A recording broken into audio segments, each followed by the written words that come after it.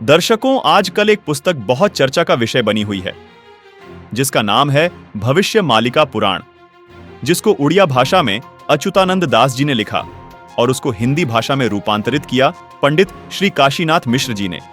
पंचसखा में अंततम महापुरुष अच्युतानंद दास, महापुरुष बलराम दास, महापुरुष जगन्नाथ दास, महापुरुष जसवंत दास और महापुरुष शिशु अनंत दास ने आज से 600 वर्ष पूर्व 15वीं शताब्दी में पावन उत्कल भूमि उड़ीसा राज्य में भगवान चैतन्य महाप्रभु के शिष्य के रूप में इस धरती पर आए और भगवान जगन्नाथ जी के निर्देश से भविष्य पुराण ग्रंथ को संशोधित करते हुए भविष्य मालिका पुराण ग्रंथ की रचना की। इस क्रम में उन्होंने 1,85,000 ग्रंथों के समूह की रचना ताड़ के पत्तों में की, जिसको उड़िया भाषा में लिखा गया। इस ग्रंथ में पंच सखाओं ने कलयुग के अंत में धर्म की स्थिति, भगवान श्री कल्कि जी का धरा अवतरण, धर्म स्थापना, मनुष्य समाज का उद्धार और अनंत युग तक की भगवान की लीलाओं का वर्णन विस्तार पूर्वक किया है। भविष्य मालिका में लिखी हुई प्रत्येक बात पत्थर की गाढ़ है।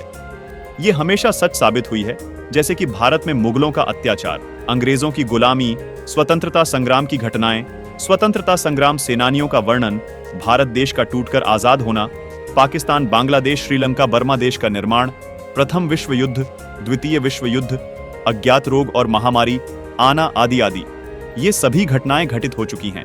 भविष्य मालिका पुराण के प्रस्तावना पृष्ठ पर लिखा है कि कलयुग का अंत हो चुका है। शास्त्रीय धारा एवं मनुस्मृति के आधार पर 4 युग का ही समय देखने को मिलता है। उन युगों के नाम हैं: पहला सतयुग, दूसरा त्रेता युग, तीसरा द्वापर युग और चौथा कलयुग। इन 4 युगों के बाद एक गुप्त युग भी आता है जिसको अनंत युग या आद्य सतयुग कहते हैं। इस पुस्तक में बेहद हैरान करने वाली बातें लिखी हैं। भविष्य मालिका पुराण के अनुसार सन 2032 से पूर्व संपूर्ण विश्व में सभी धर्मों और पंथों का पुनर्गठन होकर सारे विश्व में केवल सत्य सनातन धर्म प्रतिष्ठित होगा। दर्शकों, आपको बता दें कि संत अच्युतानंद जी महाराज सहित 5 पंचसखा परमात्मा कबीर जी के समकालीन रहे हैं। 1480 से 1518 तक इन महापुरुषों का जीवन काल कबीर परमात्मा के समकालीन रहा। इसी दौरान कबीर परमात्मा जी ने भी ये बातें कही थी। आइए आपको कबीर परमात्मा द्वारा कही गई बातों और भविष्य मालिका पुराण में कही गई बातों में समानता की एक झलक दिखाते हैं। कबीर सागर और भविष्य मालिका पुराण दोनों को लगभग 600 वर्ष पहले लिपिबद्ध किया गया था। कबीर सागर के स्वसंवेद बोध अध्याय में कबीर परमात्मा ने कहा है कि 5 सहस और 500 जब कलयुग बीत जाए, महापुरुष फरमान तब जग तारण को आए। कबीर परमात्मा ने कहा था कि जब कलयुग लगभग 5505 वर्ष बीत जाएगा, तब वो महापुरुष दुनिया का उद्धार करने के लिए आएगा। दर्शकों, कबीर सागर के बोध सागर अध्याय में लिखा है कि 5505 तब ये शब्द होगा सांचा। यही बात भविष्य मालिका पुराण में लिखी है। देखिए, इसमें लिखा है कलयुग 5000 साल पूर्ण होगा, तब भक्त और भगवान की लीला का प्रकाश होगा। वहीं कबीर परमात्मा ने कबीर सागर में अपनी वाणी में कहा है कि यथा सरित गण आप ही मिले सिंधु में धाये, सत्य सुकृत के मध्य तिमि सभी पंथ समाये। यहां कबीर साहिब जी ने कहा है कि जिस तरह सब नदियां अंत में समुद्र में समा जाती हैं, इसी प्रकार उस महापुरुष के आने के बाद सब पंथ, सब धर्म एक होकर एक पंथ बन जाएंगे और उस महापुरुष के द्वारा चलाया गया एक पंथ रहेगा जो सत्य सनातन पंथ होगा। यही बात भविष्य मालिका पुराण में लिखी है। लिखा है कि भविष्य मालिका पुराण के अनुसार सन 2032 से पूर्व संपूर्ण विश्व में सभी धर्मों और पंथों का पुनर्गठन होकर सारे विश्व में केवल सत्य सनातन धर्म प्रतिष्ठित होगा। दर्शकों, अब जानना यह है कि आखिर वो महापुरुष कौन है जिसके बारे में कबीर सागर में लिखा है। जो जग तारण को आएगा वो अवतार कौन है जिसके बारे में भविष्य मालिका पुराण में लिखा है कि 2032 से पहले पहले वो महापुरुष सभी धर्मों का पुनर्गठन करके सारे विश्व में सत्य सनातन धर्म को प्रतिष्ठित कर देगा। दर्शकों, अब आपको कबीर सागर के वो गूढ़ रहस्य दिखाने जा रहे हैं जिन्हें जानकर आप दंग रह जाएंगे। कबीर सागर में लिखी हर बात इसलिए भी बहुत विशेष महत्व रखती है क्योंकि इसमें लिखी प्रत्येक वाणी खुद कबीर परमात्मा द्वारा लिपिबद्ध करवाई गई है। दर्शकों, भविष्य मालिका पुराण में जिस महापुरुष द्वारा सभी धर्मों को एक करके आदि सनातन धर्म को पुनः प्रतिष्ठित होने की बात कही गई है, वो महापुरुष कौन है? उसके आने के समय की जानकारी भी कबीर सागर में लिखी है। दर्शकों, जैसा कि आपने भविष्य मालिका पुराण में देखा कि कलयुग के 5000 वर्ष बीत जाने के बाद भगवान और भक्त की लीला का प्रकाश होगा। जिस महापुरुष का जिक्र भविष्य मालिका पुराण में है, उस महापुरुष का कबीर सागर में स्पष्ट वर्णन देखने को मिलता है तथा उस महापुरुष की पहचान भी बताई है। आइए अब आपको कबीर सागर में दिखाते हैं। दर्शकों, कबीर सागर में बोध सागर के स्वसंवेद बोध पृष्ठ 121 पर लिखा है, चौथा युग जब कलयुग आई, तब हम अपनो अंश पठाई। काल फंद छूटे नर लोई, सकल सृष्टि प्रवाणिक होई। घर घर देखो बोध विचारा, सतनाम सब ठोर उचारा। 5505 तब ये वचन होगा सांचा। कलयुग बीत जाए जब एता, सब जीव परम पुरुष पद चेता। जिसका भावार्थ ये है कि जब चौथा युग यानी कलयुग आएगा, वह कलयुग 5505 वर्ष बीत जाएगा, तब परमात्मा अपने ज्ञान का प्रकाश करने के लिए इस धरा पर आएंगे। वह सब जीव उनके अद्भुत ज्ञान को सुनकर पूर्ण परमात्मा की भक्ति करेंगे, यानी सतनाम का जाप करेंगे। अब दर्शकों, सवाल ये है कि वो महापुरुष जिसका जिक्र कबीर सागर और भविष्य मालिका पुराण कर रही है, वो महापुरुष कहां आएगा और कैसे आएगा? आइए ये भी जानते हैं कि उसकी पहचान कैसे होगी। देखिए, कबीर सागर में कबीर वाणी के बोध सागर के पृष्ठ 137 पर लिखा है कि 12वें पंथ प्रकट हुए वाणी, शब्द हमारे की निर्णय थानी। अस्थिर घर का मर्म न पावे, ये 12 पंथ हम ही को ध्यावे। 12वें पंथ हम ही चलावे, सब पंथ मेट कर एक ही पंथ चलावे। भावार्थ है कि 12वें पंथ में कबीर परमात्मा की वाणी प्रकट होगी, यानी 12वें पंथ से ही कबीर साहिब जी का यथार्थ ज्ञान प्रकट होना शुरू होगा। उसके बाद 12वें पंथ में कबीर परमात्मा ने कहा कि मैं खुद चलकर आऊंगा और इन सब पंथों को मिटाकर एक पंथ चलाऊंगा। जैसा कि भविष्य मालिका पुराण में भी प्रमाण मिलता है कि उस महापुरुष द्वारा सब धर्मों का पुनर्गठन होकर केवल एक सत्य सनातन धर्म प्रतिष्ठित हो जाएगा।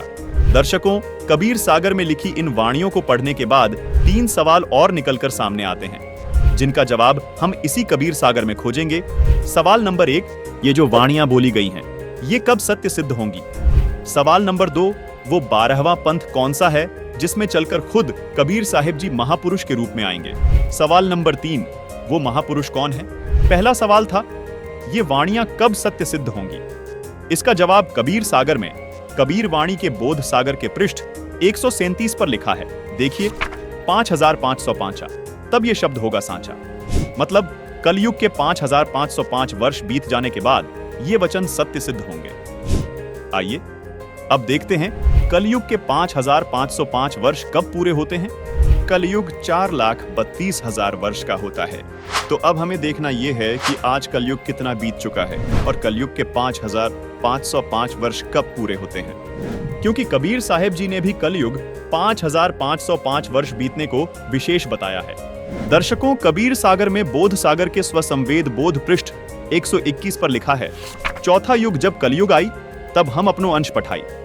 काल फंद छूटे नर लोई, सकल सृष्टि प्रवाणिक होई।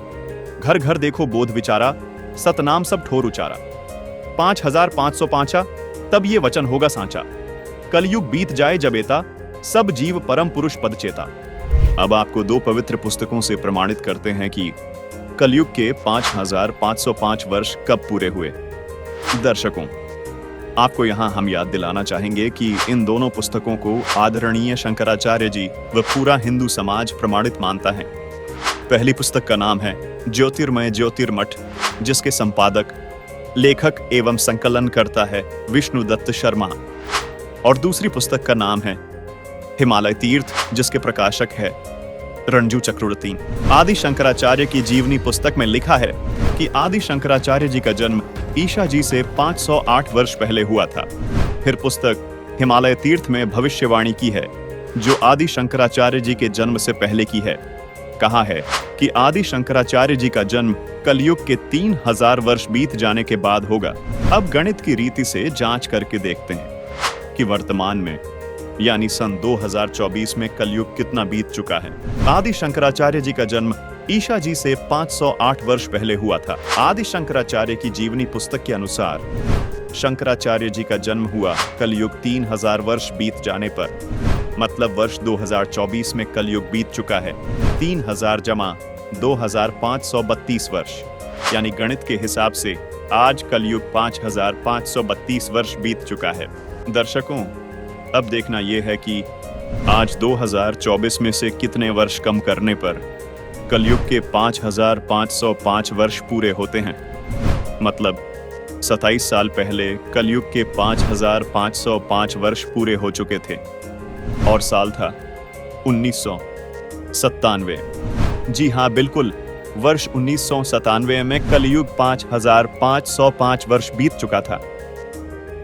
हमारा दूसरा सवाल यह था कि कबीर साहिब जी का 12वां पंथ कौन सा है जिसमें कबीर साहिब जी खुद चलकर आएंगे। इसका जवाब भी हमें कबीर सागर में बोध सागर के कबीर चरित्र बोध के पृष्ठ नंबर 1870 पर मिलता है। इस पृष्ठ पर आप देख रहे हैं कि कबीर साहिब जी के 12 पंथों का विवरण है, जिसमें 12वां पंथ गरीबदास जी का पंथ बताया गया है। यानी कबीर साहिब जी द्वारा गरीबदास जी वाले 12वें पंथ में आने की बात कबीर सागर में कही गई है।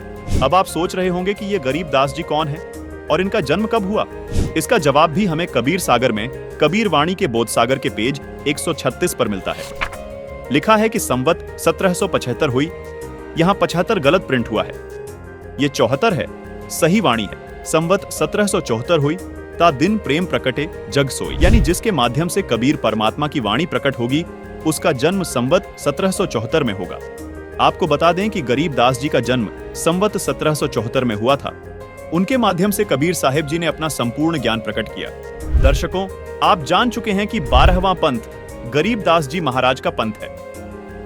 यहाँ कबीर साहिब जी ने यह भी स्पष्ट किया है कि 12वें पंथ वाले भी मेरी वाणियों को पढ़ेंगे लेकिन समझ नहीं पाएंगे, इस कारण पार नहीं हो पाएंगे, यानी मोक्ष प्राप्त नहीं कर पाएंगे। इसलिए इन 12 पंथों को खत्म करके पूर्ण परमात्मा खुद पूर्ण संत के रूप में 13वां पंथ चलाएंगे, जिससे बिचली पीढ़ी में आने वाली हंस आत्माएं मोक्ष प्राप्त करेंगी। इस बिचली पीढ़ी को ही भविष्य मालिका पुराण में आद्य सतयुग कहा है। कबीर सागर में कबीर वाणी के बोध सागर के पृष्ठ 137 पर लिखा है कि प्रथम चरण कलयुग निर्याना, तब मगहर मांडो मैदाना। यहाँ कबीर परमात्मा ने कहा है कि जब मैं मगहर से सहशरीर सतलोक जाऊंगा, वो कलयुग का प्रथम चरण चल रहा होगा। आइए अब इस वाणी में देखिए। कबीर सागर में कबीर वाणी के बोध सागर के पृष्ठ 137 पर लिखा है कि धर्मदास मेरी लाख दुहाई, मूल शब्द बाहर न जाई। पवित्र ज्ञान तुम जग में भाको, मूल ज्ञान गोई तुम राखो। मूल ज्ञान जो बाहर पढ़ी, बिचली पीढ़ी वंश हंस नहीं तरही।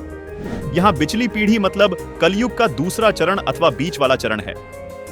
दर्शकों, यहाँ स्पष्ट करना चाहेंगे कि जिस समय को भविष्य मालिका पुराण में आधे सतयुग कहा है, उसको कबीर परमात्मा जी ने कबीर सागर में बिचली पीढ़ी यानी कलयुग का दूसरा चरण कहा है और धर्मदास जी को चेताते हुए कहा कि हे धर्मदास, यदि ये मूल ज्ञान अथवा मूल मंत्र अगर नकली संतों के हाथ लग गए तो दूसरे चरण वाली यानी बिचली पीढ़ी में आने वाली आत्माएं मोक्ष प्राप्त नहीं कर पाएंगी।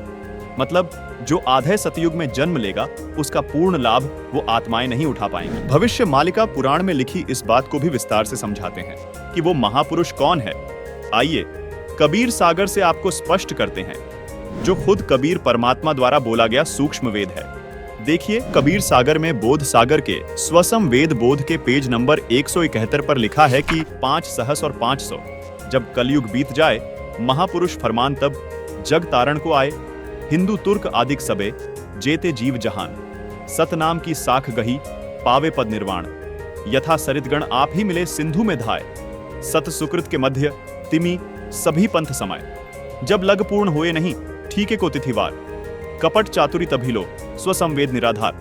सभी नारी नर शुद्ध तब जब ठीक का दिन आवंत, कपट चातुरी छोड़ के शरण कबीर गहंत। एक अनेक हो गए पुनः अनेक हो एक, हंस चले सतलोक सब सत्य नाम की टेक। घर घर बोध विचार हो दुर्मति दूर बहाए, कल युग में सब एक हो बढ़ते सहज सुभाए। कबीर साहिब जी यहाँ स्पष्ट कर रहे हैं कि कलयुग अभी समाप्त नहीं हुआ है। कलयुग के अंदर ही एक समय ऐसा आएगा जब कलयुग में ही सब एक होकर सहज स्वभाव वाले हो जाएंगे। कलयुग में ही सतयुग जैसा माहौल हो जाएगा जो कि हजारों वर्षों तक चलेगा। 2032 तक आदि सनातन धर्म प्रतिष्ठित हो जाएगा और पूरे विश्व में फैल जाएगा। कहां उग्र का शूद्र हो हर सबकी भव भीड़, सो समान सम दृष्टि है समर्थ सत कबीर। भावार्थ है कि जब कलयुग 5505 वर्ष बीत जाएगा तब वो महापुरुष इस धरा पर आएंगे और हिंदू मुस्लिम व सभी धर्म पंथों को एक करेंगे, सब सतनाम का जाप करेंगे और मोक्ष को प्राप्त करेंगे। दुनिया के जितने भी धर्म व पंथ है वो सभी उस महापुरुष के द्वारा चलाए गए 13वें पंथ जो आदि सनातन पंथ होगा उसमें ऐसे मिल जाएंगे जैसे सभी नदियां बड़े समुद्र में मिल जाती हैं। जब वो समय आएगा तब पृथ्वी के सभी मनुष्यों का स्वभाव सहज और शुद्ध हो जाएगा, सबकी बुद्धि निर्मल हो जाएगी, सब पाप करने से डरेंगे, यानी नर नारी कपट चतुराई छोड़कर कबीर परमात्मा की शरण ग्रहण करेंगे। दर्शकों, यहाँ पर हम आपको ये भी बताना चाहेंगे कि कलयुग अभी खत्म नहीं हुआ है। कलयुग अपने समय अनुसार ही समाप्त होगा, जो है 4,32,000 वर्ष। दर्शकों, अब आपको कलयुग के अंतिम चरण यानी जब कलयुग समाप्त होगा उस विषय में बताते हैं। कलयुग के तीसरे चरण यानी कलयुग के अंत में कल की अवतार जन्म लेगा, जो राजा हरीशचंद्र वाली आत्मा ही होगा। उस समय कलयुग की हालत बहुत खराब हो जाएगी, मनुष्य मनुष्य को खाने लगेगा, और जिस भी मनुष्य में भक्ति का बीज नहीं होगा उसको कल की अवतार यानी राजा हरीशचंद्र वाली आत्मा अपनी तलवार से काटकर समाप्त कर देगा और सतयुग की स्थापना करेगा। कल की अवतार सिर्फ उन्हें छोड़ेगा जिनके अंदर भक्ति का बीज होगा, यानी भगवान की चाह बाकी होगी। दर्शकों, जैसा कि हम आपको पहले बता चुके हैं कि 1997 में कलयुग के 5,505 वर्ष पूरे हो चुके हैं और 1997 में स्वयं कबीर परमात्मा इस धरातल पर आकर संत रामपाल जी महाराज को मिले और उन्हें सार नाम व सार शब्द देने का आदेश दिया। अब आपको ये बात जानकर हैरानी होगी, जिस महापुरुष की बात भविष्य मालिका पुराण और कबीर सागर कर रहे हैं, वो महापुरुष कोई और नहीं बल्कि संत रामपाल जी महाराज ही हैं। जो महापुरुष 13वें पंथ का प्रवर्तक होगा वो संत कोई और नहीं बल्कि संत रामपाल जी महाराज ही हैं। संत रामपाल जी महाराज ही वो संत हैं जो सब धर्मों को एक करके आदि सनातन धर्म की स्थापना करेंगे। संत रामपाल जी महाराज ही वो संत हैं जो 31 वर्ष से अपने भक्तों को 3 समय की आरती करवाते हैं। संत रामपाल जी महाराज गरीबदास जी महाराज वाले पंथ से हैं। संत रामपाल जी महाराज जी जो अद्भुत ज्ञान दे रहे हैं, उसी से सभी धर्म व पंथ एक होकर आदि सनातन धर्म में प्रवर्तित हो जाएंगे। दर्शकों, हम आपको ये भी बताना चाहेंगे कि संत रामपाल जी महाराज सन 1994 से ही, यानी जब से संत रामपाल जी को अपने गुरुदेव से नाम दीक्षा देने का आदेश हुआ है, तब से ही संत रामपाल जी 3 समय की संध्या आरती करते व करवाते हैं, जो मनुष्य के मोक्ष में सहयोगी है। दर्शकों, ऋग्वेद में भी प्रमाण है कि जो पूर्ण संत आएगा वो 3 समय की संध्या आरती करने को देगा। आइए आपको ऋग्वेद में प्रमाण दिखाते हैं। ये है ऋग्वेद मंडल 8 सूक्त 1 मंत्र 29, जिसमें साफ साफ लिखा है कि पूर्ण संत 3 समय की संध्या सुबह, दोपहर और रात्रि तीनों संध्या में परमात्मा की स्तुति करवाएगा। दर्शकों, इससे सिद्ध होता है कि संत रामपाल जी महाराज ही पूर्ण संत है जो विश्व का कल्याण करेंगे, और इस बात की वेद भी गवाही देते हैं। संत रामपाल जी महाराज का नारा है कि जीव हमारी जाति है, मानव धर्म हमारा, हिंदू मुस्लिम सिख ईसाई धर्म नहीं कोई न्यारा। संत रामपाल जी महाराज एकमात्र ऐसे संत हैं जिनके पास वास्तविक सत नाम है, जो कि उन्होंने गरीबदास जी द्वारा रचित अमर ग्रंथ सूक्ष्म वेद से प्रमाणित करके दिखाया है। दर्शकों, अब आपको ये बताते हैं कि क्यों सभी धर्म व सभी पंथ संत रामपाल जी महाराज द्वारा चलाए गए आदि सनातन पंथ में मिल जाएंगे। गीता अध्याय 17 श्लोक 23 में बताया गया है कि पूर्ण परमात्मा को पाने का ओम तत्सत मंत्र है जो सांकेतिक है। सामवेद संख्या नंबर 822 में भी यही कहा गया है कि उस परमात्मा को पाने का भी त्रितस्य नाम है, यानी 3 नाम का मंत्र है जो सांकेतिक है। दर्शकों, अब आपको पवित्र कुरान शरीफ का एक ऐसा भेद बताते हैं जिसे जानकर आप हैरान रह जाएंगे। पवित्र कुरान शरीफ में 2 आयत ऐसी हैं जिनके बारे में सभी अनुवादक स्वयं कहते हैं कि इन 2 आयतों का अर्थ स्वयं खुदा ही जानता है। वो 2 आयत कौन सी हैं? आइए दिखाते हैं। दर्शकों, ये है पवित्र कुरान शरीफ की सूरह अश सूरह 42 की आयत नंबर 1 और 2, जिसमें आप देख रहे हैं कि जिसमें एन सीन काफ अक्षरों का अर्थ नहीं किया गया है। आइए इसे विस्तार से समझाते हैं। एन अरबी भाषा की वर्णमाला का अक्षर है जो देवनागरी यानी हिंदी वर्णमाला का अ अक्षर है। सीन अरबी भाषा की वर्णमाला का अक्षर है जो देवनागरी हिंदी भाषा का स अक्षर है। इसी तरह काफ भी अरबी वर्णमाला का अक्षर है जो देवनागरी हिंदी वर्णमाला का क अक्षर है। दर्शकों, यहाँ रहस्य की बात यह है कि जो गीता अध्याय 17 श्लोक 23 में परम अक्षर ब्रह्म यानी पूर्ण परमात्मा को पाने के जो ओम तत् सत मंत्र बताए हैं, उनके वास्तविक मंत्र के प्रथम अक्षर का संकेत है। जैसे ओम का पहला अक्षर अ है, कुरान शरीफ में इसी ओम को एन कहा है, यानी यह एन अक्षर ओम का कोड वर्ड है। इसी प्रकार जो तत् नाम है उसका वास्तविक मंत्र सोहम है, जिसको कुरान शरीफ में सीन कहा गया है, यानी स अक्षर सोहम शब्द का प्रथम अक्षर है, जो कुरान शरीफ में लिखे सीन अक्षर का कोड वर्ड है। इसी प्रकार कुरान शरीफ में बताया गया काफ मंत्र गीता में बताए गए तीसरे सत मंत्र के वास्तविक मंत्र का पहला अक्षर है, जो कोड वर्ड है। इसका खुलासा यहाँ नहीं किया जा सकता, ये केवल संत रामपाल जी महाराज ही बताएंगे। दर्शकों, यदि आपको मोक्ष कराना है तो धर्म व पंथ की सीमाओं से ऊपर उठकर एक होना पड़ेगा। इस 3 नाम के मंत्र का जाप करना होगा। सूरत फुरकान 25 आयत 59 में कहा है कि जिस परमात्मा ने 6 दिन में सृष्टि की रचना की और 7वें दिन तख्त पर जा विराजा, वह स्वयं कबीर परमात्मा है। उसकी खबर किसी बाखबर यानी कि तत्वदर्शी संत से पूछो। दर्शकों, मजे की बात यह है कि गीता जी में भी अध्याय 4 श्लोक 34 में तत्वदर्शी संत के पास जाने को कहा है। दर्शकों, ये 3 सांकेतिक नाम जो गीता, वेद व कुरान शरीफ में बताए गए हैं, ये मंत्र संत रामपाल जी महाराज सन 1997 से अपने शिष्यों को दीक्षा में दे रहे हैं। एक और आश्चर्य की बात यह है दर्शकों, पवित्र कुरान शरीफ की सब आयतों का अर्थ अनुवादकों ने किया, परंतु सूरा अश सूरा 42 की आयत नंबर 1 और 2 का अर्थ किसी भी अनुवादक ने नहीं किया है।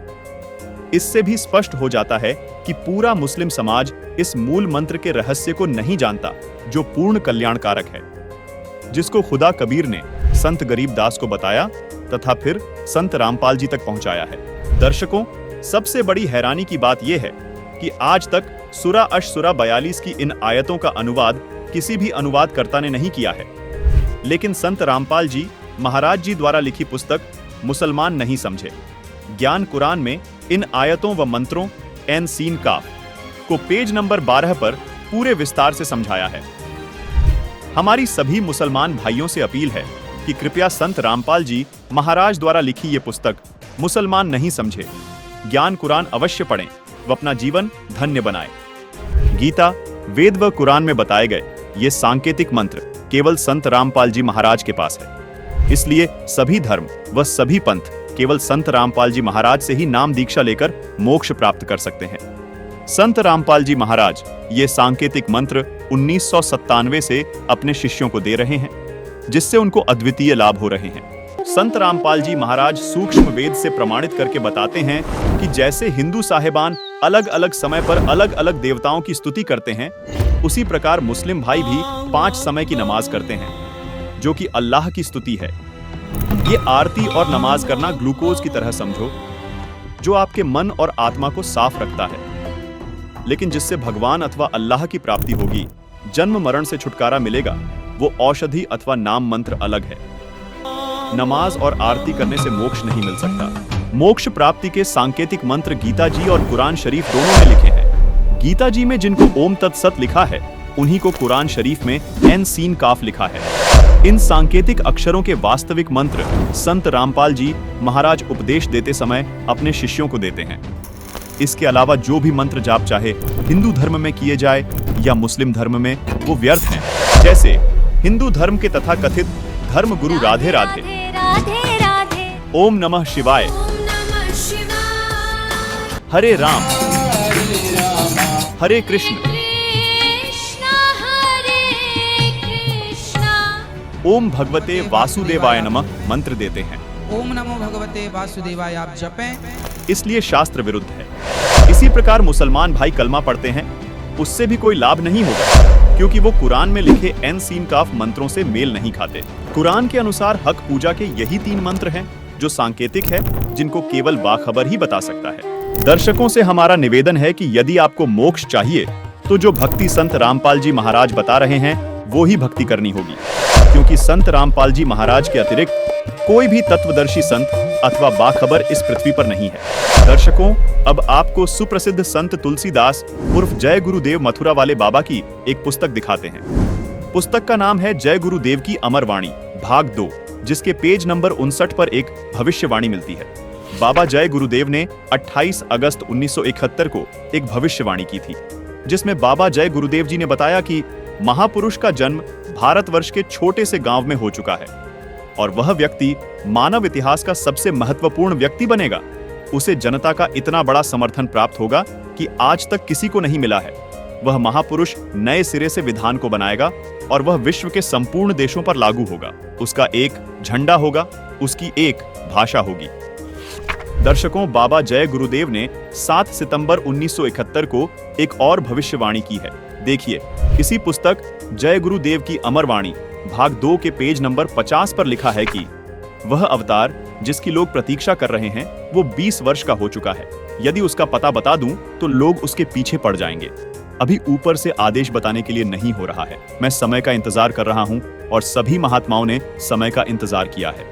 समय आते ही सबको सब कुछ मालूम हो जाएगा। दर्शकों, 7 सितंबर 1971 को 20 वर्ष का होने वाला वो महापुरुष कोई और नहीं बल्कि संत रामपाल जी महाराज ही हैं, जिनके समर्थकों की गिनती दिन रात बहुत तेजी से बढ़ती जा रही है,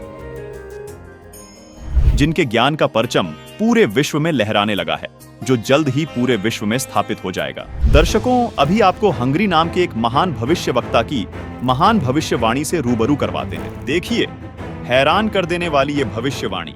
ये देखिएगा, ये एक पुस्तक है, एक पुरानी फटी पुरानी सी है किताब।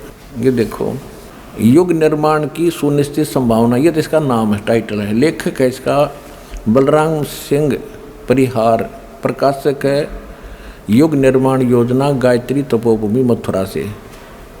बस इतना ही उल्लेख है इसका, ज़्यादा आगे नहीं लिखा, ये फटा हुआ ज़्यादा है। ये देखिएगा पृष्ठ नंबर 19 पे, ये पृष्ठ नंबर 19 है। इसके पृष्ठ नंबर 19 पे यानी 19 पे क्या लिखा है कि स्वाधीनता यानी आज़ादी के 4 वर्ष बाद एक शक्तिशाली धार्मिक संस्था प्रकाश में आएगी और सारे संसार का उद्धार करेगी। उद्धारक इस संस्था का स्वामी संचालक होगा। अब यहाँ ये क्या है कि किसी एक भविष्यवाणी है, हंगरी नाम का कोई भविष्यवक्ता था, उसकी ली है इसने, अपनी पुस्तक तैयार की है, लोगों की सुना के पढ़ा के, तो इसने अपने हिसाब से इन्होंने उस पर सेट कर रखी है।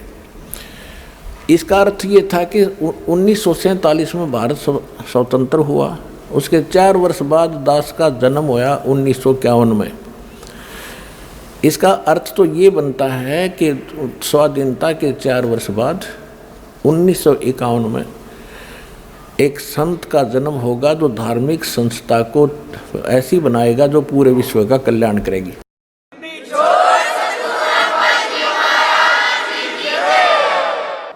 यहाँ थोड़ी सी गड़बड़ कर जाते हैं, अब और दिखाते हैं। ये देखिएगा, ये 23 पृष्ठ पे है, ये 23 पृष्ठ है। इस 23 पृष्ठ पे यहाँ लिखा है, इस संगठन का स्वामी संचालक कोई ग्रस्त व्यक्ति होगा। अब तक दुनिया में सबसे बड़े विचारक के रूप में ख्याति प्राप्त करेगा। वह व्यक्ति सामाजिक उत्तरदायित्वों से लेकर संसार के सब देश शांतिपूर्ण कैसे रहें उसकी यह व्यवस्थित आचार संहिता तैयार करेगा। उसके जीवन भर के संग्रहित विचारों को यदि एक पुस्तक में लिखा जाए तो बहुत बड़ी पुस्तक बन जाएगी। इसका अर्थ ये है। यहाँ एक 29 पृष्ठ पे देखिएगा, 29 पृष्ठ पे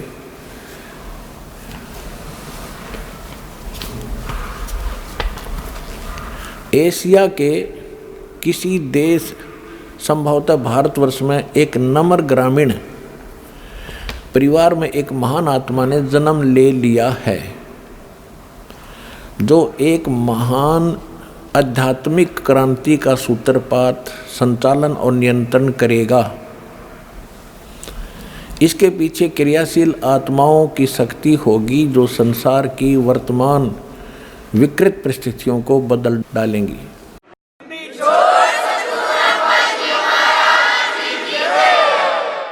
उन्नीस 1999 में ये क्या बोला गया है कि एक ऐसे व्यक्ति ने जन्म लिया है जिसकी अकेले ही उत्पादित शक्ति किसी भी शक्ति संपन्न राष्ट्र के बराबर होगी। वह एक भाषा, एक संस्कृति, एक धर्म की आचार संहिता सर्जन करेगा।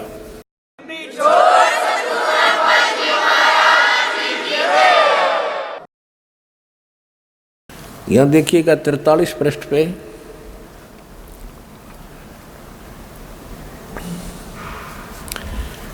यहाँ लिखा है कि दिव्य देहधारी पुरुष ने जन्म लिया है, वे सबके मन में प्रसन्नता भरेंगे, दुनिया भर के कष्ट दूर करेंगे, अन्यायी और अत्याचारियों को भी वह ठीक करेंगे। रात्रि के प्रथम पहर में जब मैं प्रगाढ़ निद्रा में होता हूँ तो स्वप्न में एक दिव्य पुरुष को देखता हूँ, दिव्य व्यक्ति को। किसी जलाशय के निकट बैठे हुए इस योगी के मस्तक में दोनों भौं के जहाँ मिलती हैं तो उसमें अर्ध चंद्रमा के दृश्य होते हैं। उसके बाल सफ़ेद हैं, सुब्र वेशभूषा है यानी साधारण सुंदर, वर्ण गौर है, गोरा कलर है, तथा पैरों में चर्म विहीन पाहन यानी पादुकाएं हैं, बिना चमड़े की जूतियां पहनता है। आज तो हमने पूरे अनुयायियों से कोई बैन लगा रखा है कि चमड़े की जूती तुमने पहननी है, नहीं मैं तो पैरूं था कितने।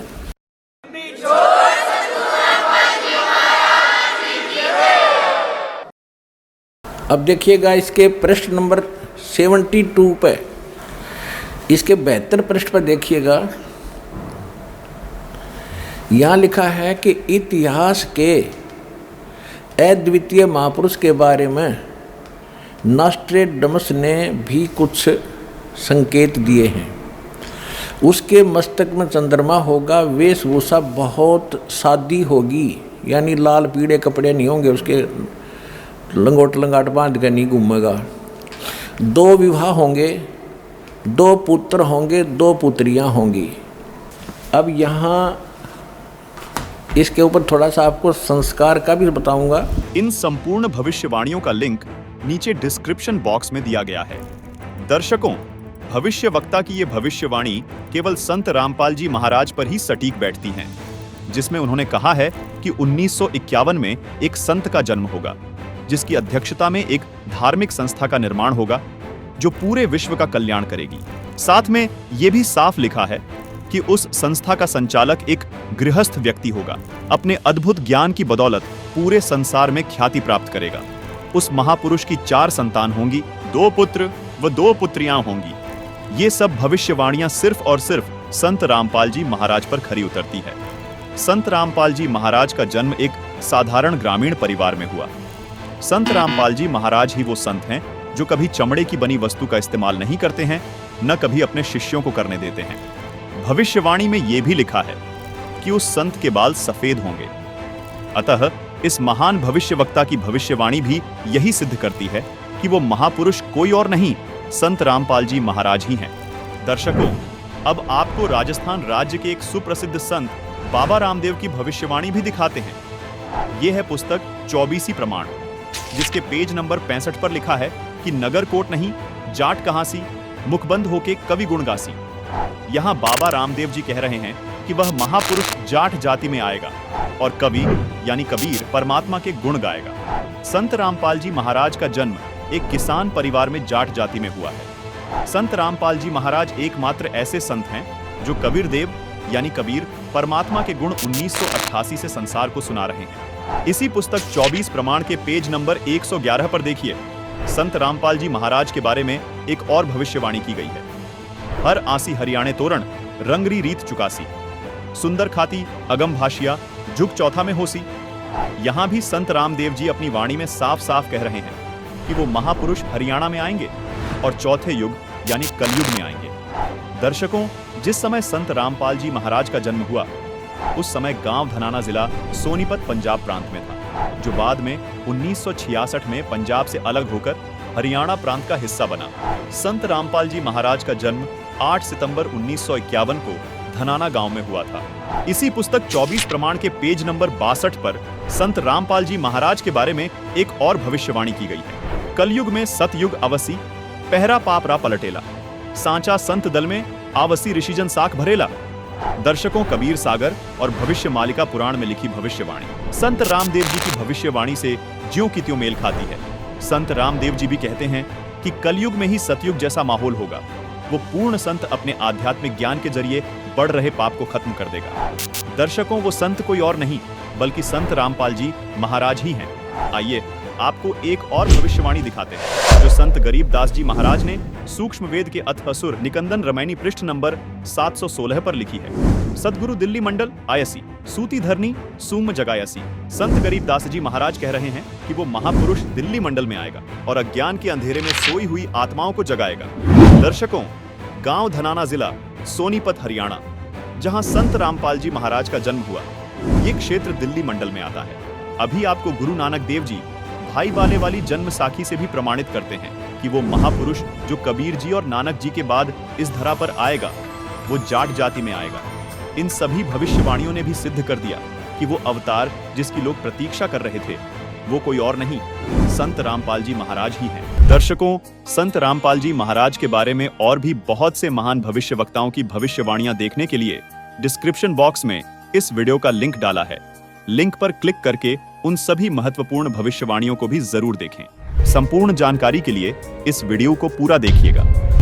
दर्शकों, संत रामपाल जी महाराज पूरे हिंदुस्तान में नहीं बल्कि पूरे विश्व में बहुत मशहूर होते जा रहे हैं। संत रामपाल की रामपाल को जुड़ी रामपाल जी को कर रहा हूँ। उनके अनुयायी आपको कहीं ना कहीं उनका प्रचार प्रसार करते हुए जरूर दिखाई दे जाएंगे।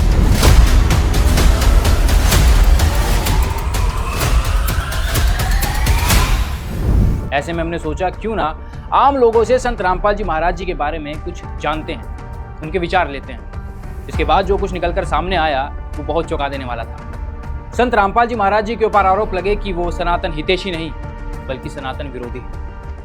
आज के इस एपिसोड में हम यही जानेंगे कि वास्तव में सच्चाई क्या है। बने रहिए हमारे साथ।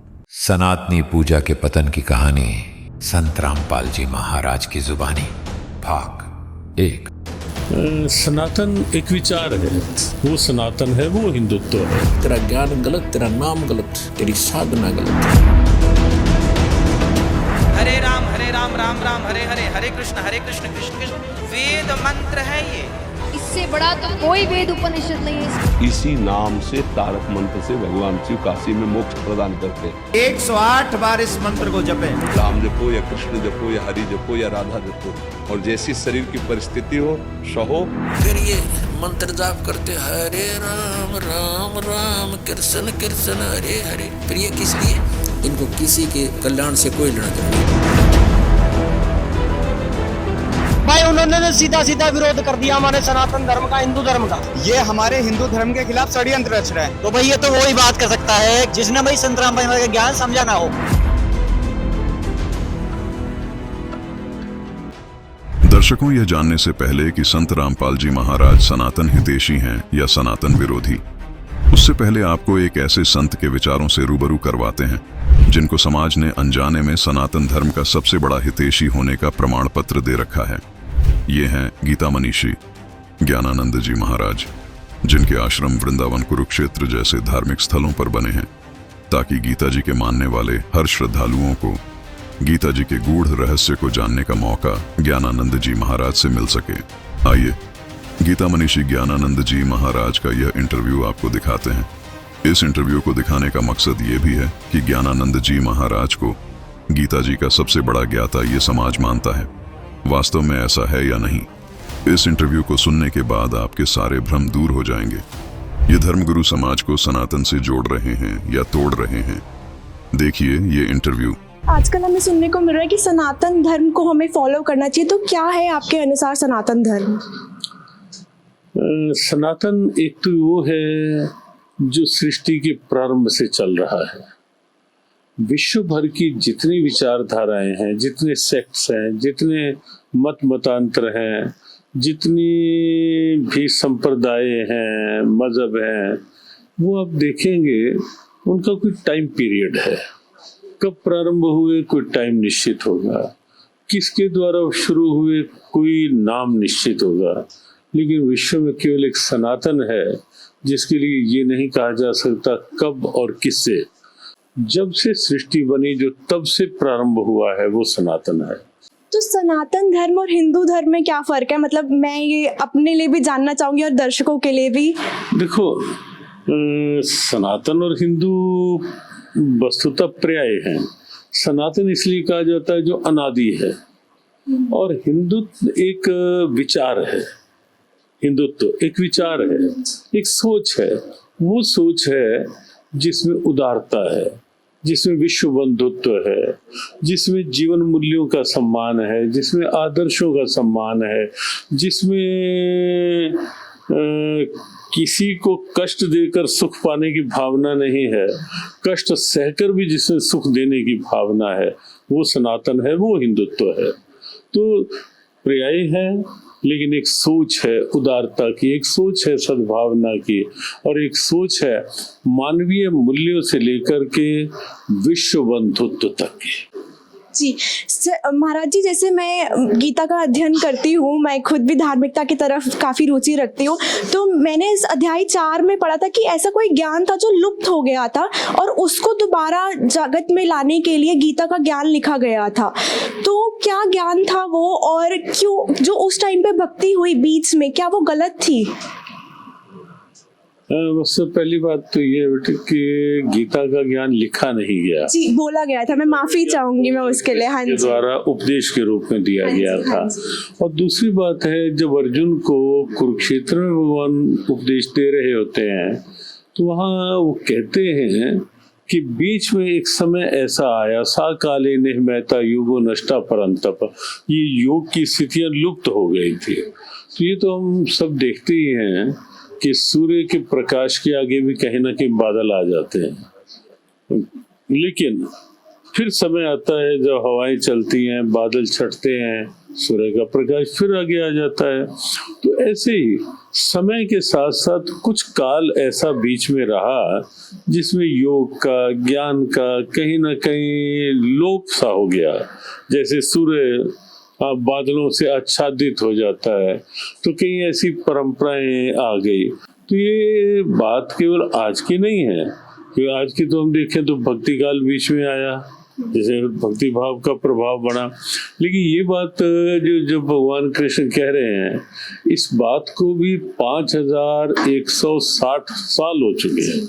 तो ये उससे भी कहीं कहीं पहले की बात है, ये जो लुप्त हुआ और फिर से भगवान अर्जुन को दे रहे हैं। इसमें एक बात और भी आती है कि भगवान कृष्ण ये संकेत करते हैं कि मैं कोई नया उपदेश नहीं दे रहा, मैं वही उपदेश दे रहा हूँ जो सृष्टि के अनादिकाल से चल रहा है, और वही फिर नए रूप में तुझे दे रहा। जी, एक और मैं आपसे पूछना चाहूंगी सवाल कि ऐसा क्या ज्ञान है, ऐसे कौन से मंत्र है जो हमें जाप करने चाहिए जिससे हमारे प्रारब्ध के कर्मों का नाश हो जाएगा? देखो, जब तक जाप की बात है, मंत्र की बात है, ये अपनी अपनी निष्ठा का भाव है। भगवान का नाम जो भी है, अगर श्रद्धा पूर्वक आप ले रहे हैं तो निश्चित है कि वो कल्याण करेगा ही। हाँ, एक ही मंत्र का किया जाए, अगर कहीं से दीक्षित मंत्र है तो उसी का ही करना चाहिए, ये विश्वास रख करके कि उस मंत्र में पूर्ण क्षमता है, उस मंत्र में पूर्ण ऊर्जा है, वो मंत्र मेरा हर स्थिति परिस्थिति में साथी, सहायक, सहारा, रक्षक है। ये विश्वास बनाकर मंत्र का जाप करेंगे तो मंत्र कोई भी कल्याण कर सकता है। क्या गीता जी में ऐसा कोई मंत्र मेंशन है कि इस मंत्र का जाप करना चाहिए? तो गीता जी में ये तो आया है कि भगवान कहते हैं कि यज्ञ नाम जप यज्ञ, उसमें जप को भी भगवान ने यज्ञ कहा है। महामनुस्मर युद्ध ये कहा है, बार बार कहा है कि मेरा स्मरण करते रहो। लेकिन पर्टिकुलर गीता में ऐसा नहीं है कि इसी नाम का ही स्मरण करो, क्योंकि उसके लिए भगवान ने एक बात कही गीता में कि पार्थ, इसके लिए तुम किसी ऐसे तत्वदर्शी गुरु का आश्रय लो, वो तुम्हें तुम्हारी मानसिक स्थिति देख करके तुम्हें ज्ञान का उपदेश देंगे, मंत्र का उपदेश देंगे, फिर उस पथ पर चलो। अर्थात भगवान ने भी गुरु परंपरा का सम्मान किया है। तद विद्धि प्रणिपातेन परिप्रश्नेन, चौथे अध्याय की बात जो आपने कही, तो ये चौथे अध्याय में ही 34वां श्लोक है, जहाँ भगवान कहते हैं स्मरण तो करो भगवान का, लेकिन किसी तत्वदर्शी गुरु की शरण में रह करके उनसे ज्ञान का मंत्र का उपदेश लेकर। मैं एज अ श्रद्धालु कैसे आइडेंटिफाई करूं कि कौन है तत्वदर्शी संत? देखो, ये केवल कहने से नहीं होता, ये केवल लिखने से भी नहीं होगा कि हम ये लिखेंगे हम तत्वदर्शी के रूप में आए हैं फरीदाबाद। वो केवल कहने न कहने, और अगर कोई कह के बोल रहा है कि ये न है तो वहाँ विचार करना चाहिए, लेकिन वो अपनी अंदर की आस्था ही बता देती है, निकटता ही बता देती है, कहीं ना कहीं भाव, अंदर का भाव ही बता देता है कि मुझे कहाँ जुड़ना है, कहाँ। और इसीलिए हम प्राय ये कहते हैं कि कहीं भी जुड़ना है केवल भेड़ चाल के रूप में नहीं, जुड़ना है तो आप अपने अंदर की आवाज देखो। कब जुड़ना चाहिए? जब अंदर से आवाज आ जाए। कहाँ जुड़ना चाहिए? जहाँ से अंदर की आवाज आ जाए और स्वयं को लगने लगे कि ये क्या ठीक है। और ये निश्चित है कि जब अपना भाव अच्छा होता है तो आगे निश्चित वैसा प्रभाव मिल ही जाता है। तो अभी बहुत बहुत शुभकामनाएं, और चर्चा फिर करेंगे। सबको जय श्री कृष्ण जी, धन्यवाद जी। तो दर्शकों, आपने ज्ञानानंद जी महाराज के विचार सुने। ज्ञानानंद जी महाराज को हिंदू समाज गीता जी का सबसे बड़ा मर्मज्ञ ज्ञाता मानता है, जिनकी अगुवाई में हर वर्ष अंतर्राष्ट्रीय गीता महोत्सव कुरुक्षेत्र में मनाया जाता है। जो संत अंतर्राष्ट्रीय स्तर पर भारत का प्रतिनिधित्व एक धार्मिक गुरु के तौर पर करता है, उन्हें यह भी नहीं पता कि गीता जी में किसी पर्टिकुलर यानी किसी विशेष मंत्र का जिक्र है या नहीं। इसका मतलब क्या? गीता मनीषी ज्ञानानंद जी महाराज ने गीता अध्याय नंबर 8 श्लोक नंबर 13 नहीं पढ़ा, जिसमें गीता ज्ञानदाता ब्रह्म साफ साफ कह रहा है कि हे अर्जुन, मेरा केवल एक ओम अक्षर का मंत्र है। चलिए एक बार फिर सुन लीजिए ज्ञानानंद जी के विचार। जब एंकर ने पूछा कि क्या गीता में कोई विशेष मंत्र का जाप करने के लिए लिखा है, तो देखिए ज्ञानानंद जी ने क्या कहा। क्या गीता जी में ऐसा कोई मंत्र मेंशन्ड है कि इस मंत्र का जाप करना चाहिए? तो गीता जी में ये तो आया है कि भगवान कहते हैं कि यज्ञ नाम जप यज्ञ, उसमें जप को भी भगवान ने यज्ञ कहा है। महामनुस्मर युद्ध ये कहा है, बार बार कहा है कि मेरा स्मरण करते रहो। लेकिन पर्टिकुलर गीता में ऐसा नहीं है कि इसी नाम का ही स्मरण करो। दर्शकों, ज्ञानानंद जी महाराज के विचार सुनने के बाद ऐसा लगता है कि उन्होंने गीता जी को सिर्फ कंठस्थ याद किया है, गीता जी में बताई गई भक्ति साधना पर अमल नहीं किया है। केवल गीता जी पढ़ने से बात नहीं बनेगी, गीता जी को फॉलो करना पड़ेगा। उसमें जो भक्ति विधि लिखी है उसके अनुसार साधना करने से बात बनेगी। ऐसे अज्ञानी धर्म गुरुओं के बारे में परमात्मा की वाणी है कि गीता और भागवत पढ़ें, ये बांचे पुराण 18, जड़ को अंधा पत्ते खिलावे, ये भूले सिरजनहारा। इन्हीं तथाकथित धर्म गुरुओं ने सनातन धर्म का बेड़ा गर्क कर दिया है, क्योंकि गीता अध्याय 8 श्लोक 13 में गीता ज्ञानदाता कहता है कि मुझे प्राप्त करने का केवल एक ओम अक्षर है, इससे मेरे स्तर तक की मुक्ति संभव है। फिर पूर्ण मुक्ति प्राप्त करने के लिए अन्य प्रभु का जिक्र करते हुए गीता अध्याय 18 के श्लोक 62 में कहा है कि अर्जुन उस परमेश्वर की शरण में जा, जिसको गीता जी अध्याय 17 के श्लोक 23 में बताया है कि वह मंत्र ओम तत् सत है। लेकिन ज्ञानानंद जी कह रहे हैं कि गीता में कोई विशेष मंत्र नहीं है, जो कि उनकी अज्ञानता को दर्शाता है। इनको यह भी नहीं पता कि गीता जी के अध्याय 8 के श्लोक 13 में ब्रह्म का विशेष मंत्र ओम है, और गीता अध्याय 17 के श्लोक 23 में परम अक्षर ब्रह्म का विशेष मंत्र ओम तत् सत है, जो आदि अनादि मंत्र है। इन्हीं मंत्रों का जाप करके साधक परमात्मा को प्राप्त कर सकता है, जिसको गीता अध्याय 8 श्लोक 3 में परम अक्षर ब्रह्म कहा है। गीता अध्याय 15 श्लोक 17 में जिसको उत्तम पुरुष कहा है, जिसको गीता जी अध्याय 17 के श्लोक 23 में सच्चिदानंद घन ब्रह्म कहा है। दर्शकों, इन तथाकथित गीता के ज्ञाताओं ने सनातन धर्म का बेड़ा गर्क कर दिया है। जब गीता मनीषी ज्ञानानंद जी से सवाल किया गया कि जब यह ज्ञान सतयुग के प्रारंभ में लुप्त हो गया था, तो क्या इस दौरान ऋषि जो साधना कर रहे थे वह गलत साधना कर रहे थे? तो देखिए ज्ञानानंद जी महाराज ने क्या जवाब दिया। जी महाराज जी, जैसे मैं गीता का अध्ययन करती हूँ, मैं खुद भी धार्मिकता की तरफ काफ़ी रुचि रखती हूँ, तो मैंने इस अध्याय 4 में पढ़ा था कि ऐसा कोई ज्ञान था जो लुप्त हो गया था और उसको दोबारा जगत में लाने के लिए गीता का ज्ञान लिखा गया था। तो क्या ज्ञान था वो, और क्यों जो उस टाइम पे भक्ति हुई बीच में, क्या वो गलत थी? सबसे पहली बात तो ये बेटे कि गीता का ज्ञान लिखा नहीं गया, जी बोला गया था, मैं माफी चाहूंगी मैं उसके लिए। हाँ के जी, द्वारा उपदेश के रूप में दिया गया था। और दूसरी बात है, जब अर्जुन को कुरुक्षेत्र में भगवान उपदेश दे रहे होते हैं तो वहाँ वो कहते हैं कि बीच में एक समय ऐसा आया, सा काले निहमैता युगो नष्टा परंतप, ये योग की स्थितियां लुप्त हो गई थी। तो ये तो हम सब देखते ही हैं कि सूर्य के प्रकाश के आगे भी कहीं ना कहीं बादल आ जाते हैं, लेकिन फिर समय आता है जब हवाएं चलती हैं, बादल छटते हैं, सूर्य का प्रकाश फिर आगे आ जाता है। तो ऐसे ही समय के साथ साथ कुछ काल ऐसा बीच में रहा जिसमें योग का, ज्ञान का कहीं ना कहीं लोप सा हो गया। जैसे सूर्य बादलों से आच्छादित हो जाता है, तो कहीं ऐसी परंपराएं आ गई। अब सवाल यह है कि गीता के अनुसार जिन्होंने भक्ति नहीं की वह गलत साधना थी। इसका मतलब ज्ञानानंद जी भी गीता जी के अनुसार भक्ति नहीं कर रहे, क्योंकि जिस मंत्र का जाप ज्ञानानंद जी करते हैं वह तो गीता जी में कहीं नहीं लिखा। गीता जी में तो ब्रह्म का केवल एक ओम मंत्र है और पूर्ण परमात्मा का विशेष ओम तत् सत मंत्र बताया गया है। दर्शकों, सच तो यह है कि ज्ञानानंद जी भी सनातन धर्म के लुप्त हो जाने के बाद जो साधना ऋषि करते थे वही साधना ज्ञानानंद जी भी कर रहे हैं। तभी तो कह रहे हैं कि किसी भी मंत्र का जाप कर लो, कल्याण हो जाएगा। देखो, जब तक जाप की बात है, मंत्र की बात है, ये अपनी अपनी निष्ठा का भाव है। भगवान का नाम जो भी है, अगर श्रद्धा पूर्वक आप ले रहे हैं तो निश्चित है कि वो कल्याण करेगा ही। मतलब गीता मनीषी होते हुए गीता के उल्ट साधना ज्ञानानंद जी बता रहे हैं। इस कारण सनातन धर्म का बेड़ा गर्क हो रहा है।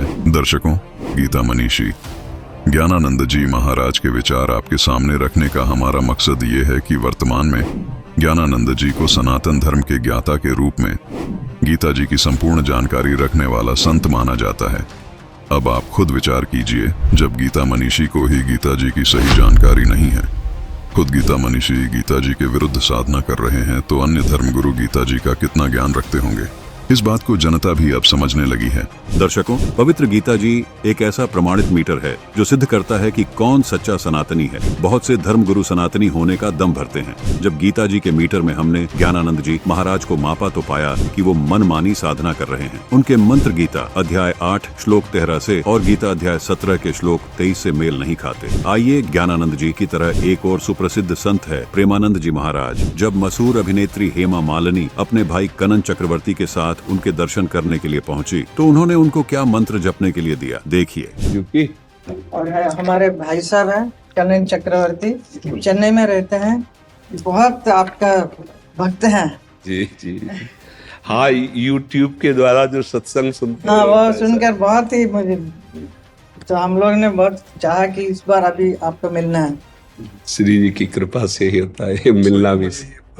हम आपको एक बात बताएं, आप शरीर की चिंता को छोड़िए, शरीर की ज्यादा चिंता मत कीजिए और नाम जप कीजिए, क्योंकि एक बात दिमाग में डाल लीजिए, इसकी एक निश्चित अवधि है। आप बात समझ रहे हैं ना हमारी? शरीर की एक अवधि है, ये जाएगा, ये जाएगा। इसलिए जाने के पहले कुछ हिसाब किताब ऐसा तैयार रखो, हमारी यात्रा सफल हो है नाम। राम जपो या कृष्ण जपो या हरि जपो या राधा जपो, नाम जपते रहो और जैसी शरीर की परिस्थिति हो सहो। तो देखा आपने कैसे अपनी मर्जी से प्रेमानंद जी महाराज साधक को कोई भी मंत्र जाप करने की नसीहत वैसे ही दे रहे हैं जैसे ज्ञानानंद जी महाराज दे रहे थे। अब आपको दिखाते हैं कि खुद प्रेमानंद जी महाराज किस मंत्र का जाप करते हैं। ये हमें तब पता चला जब भारत के मशहूर प्रोफेशनल रेसलर द ग्रेट खली प्रेमानंद जी महाराज से मिलने पहुंचे। देखिए, एक नाम पकड़ो महाराज, जो आप बोले उसको पढ़ो। देखो, हम तो आशिक हैं वृंदावन के, हमारा तो राधा राधा राधा राधा तुमने सुना ही होगा।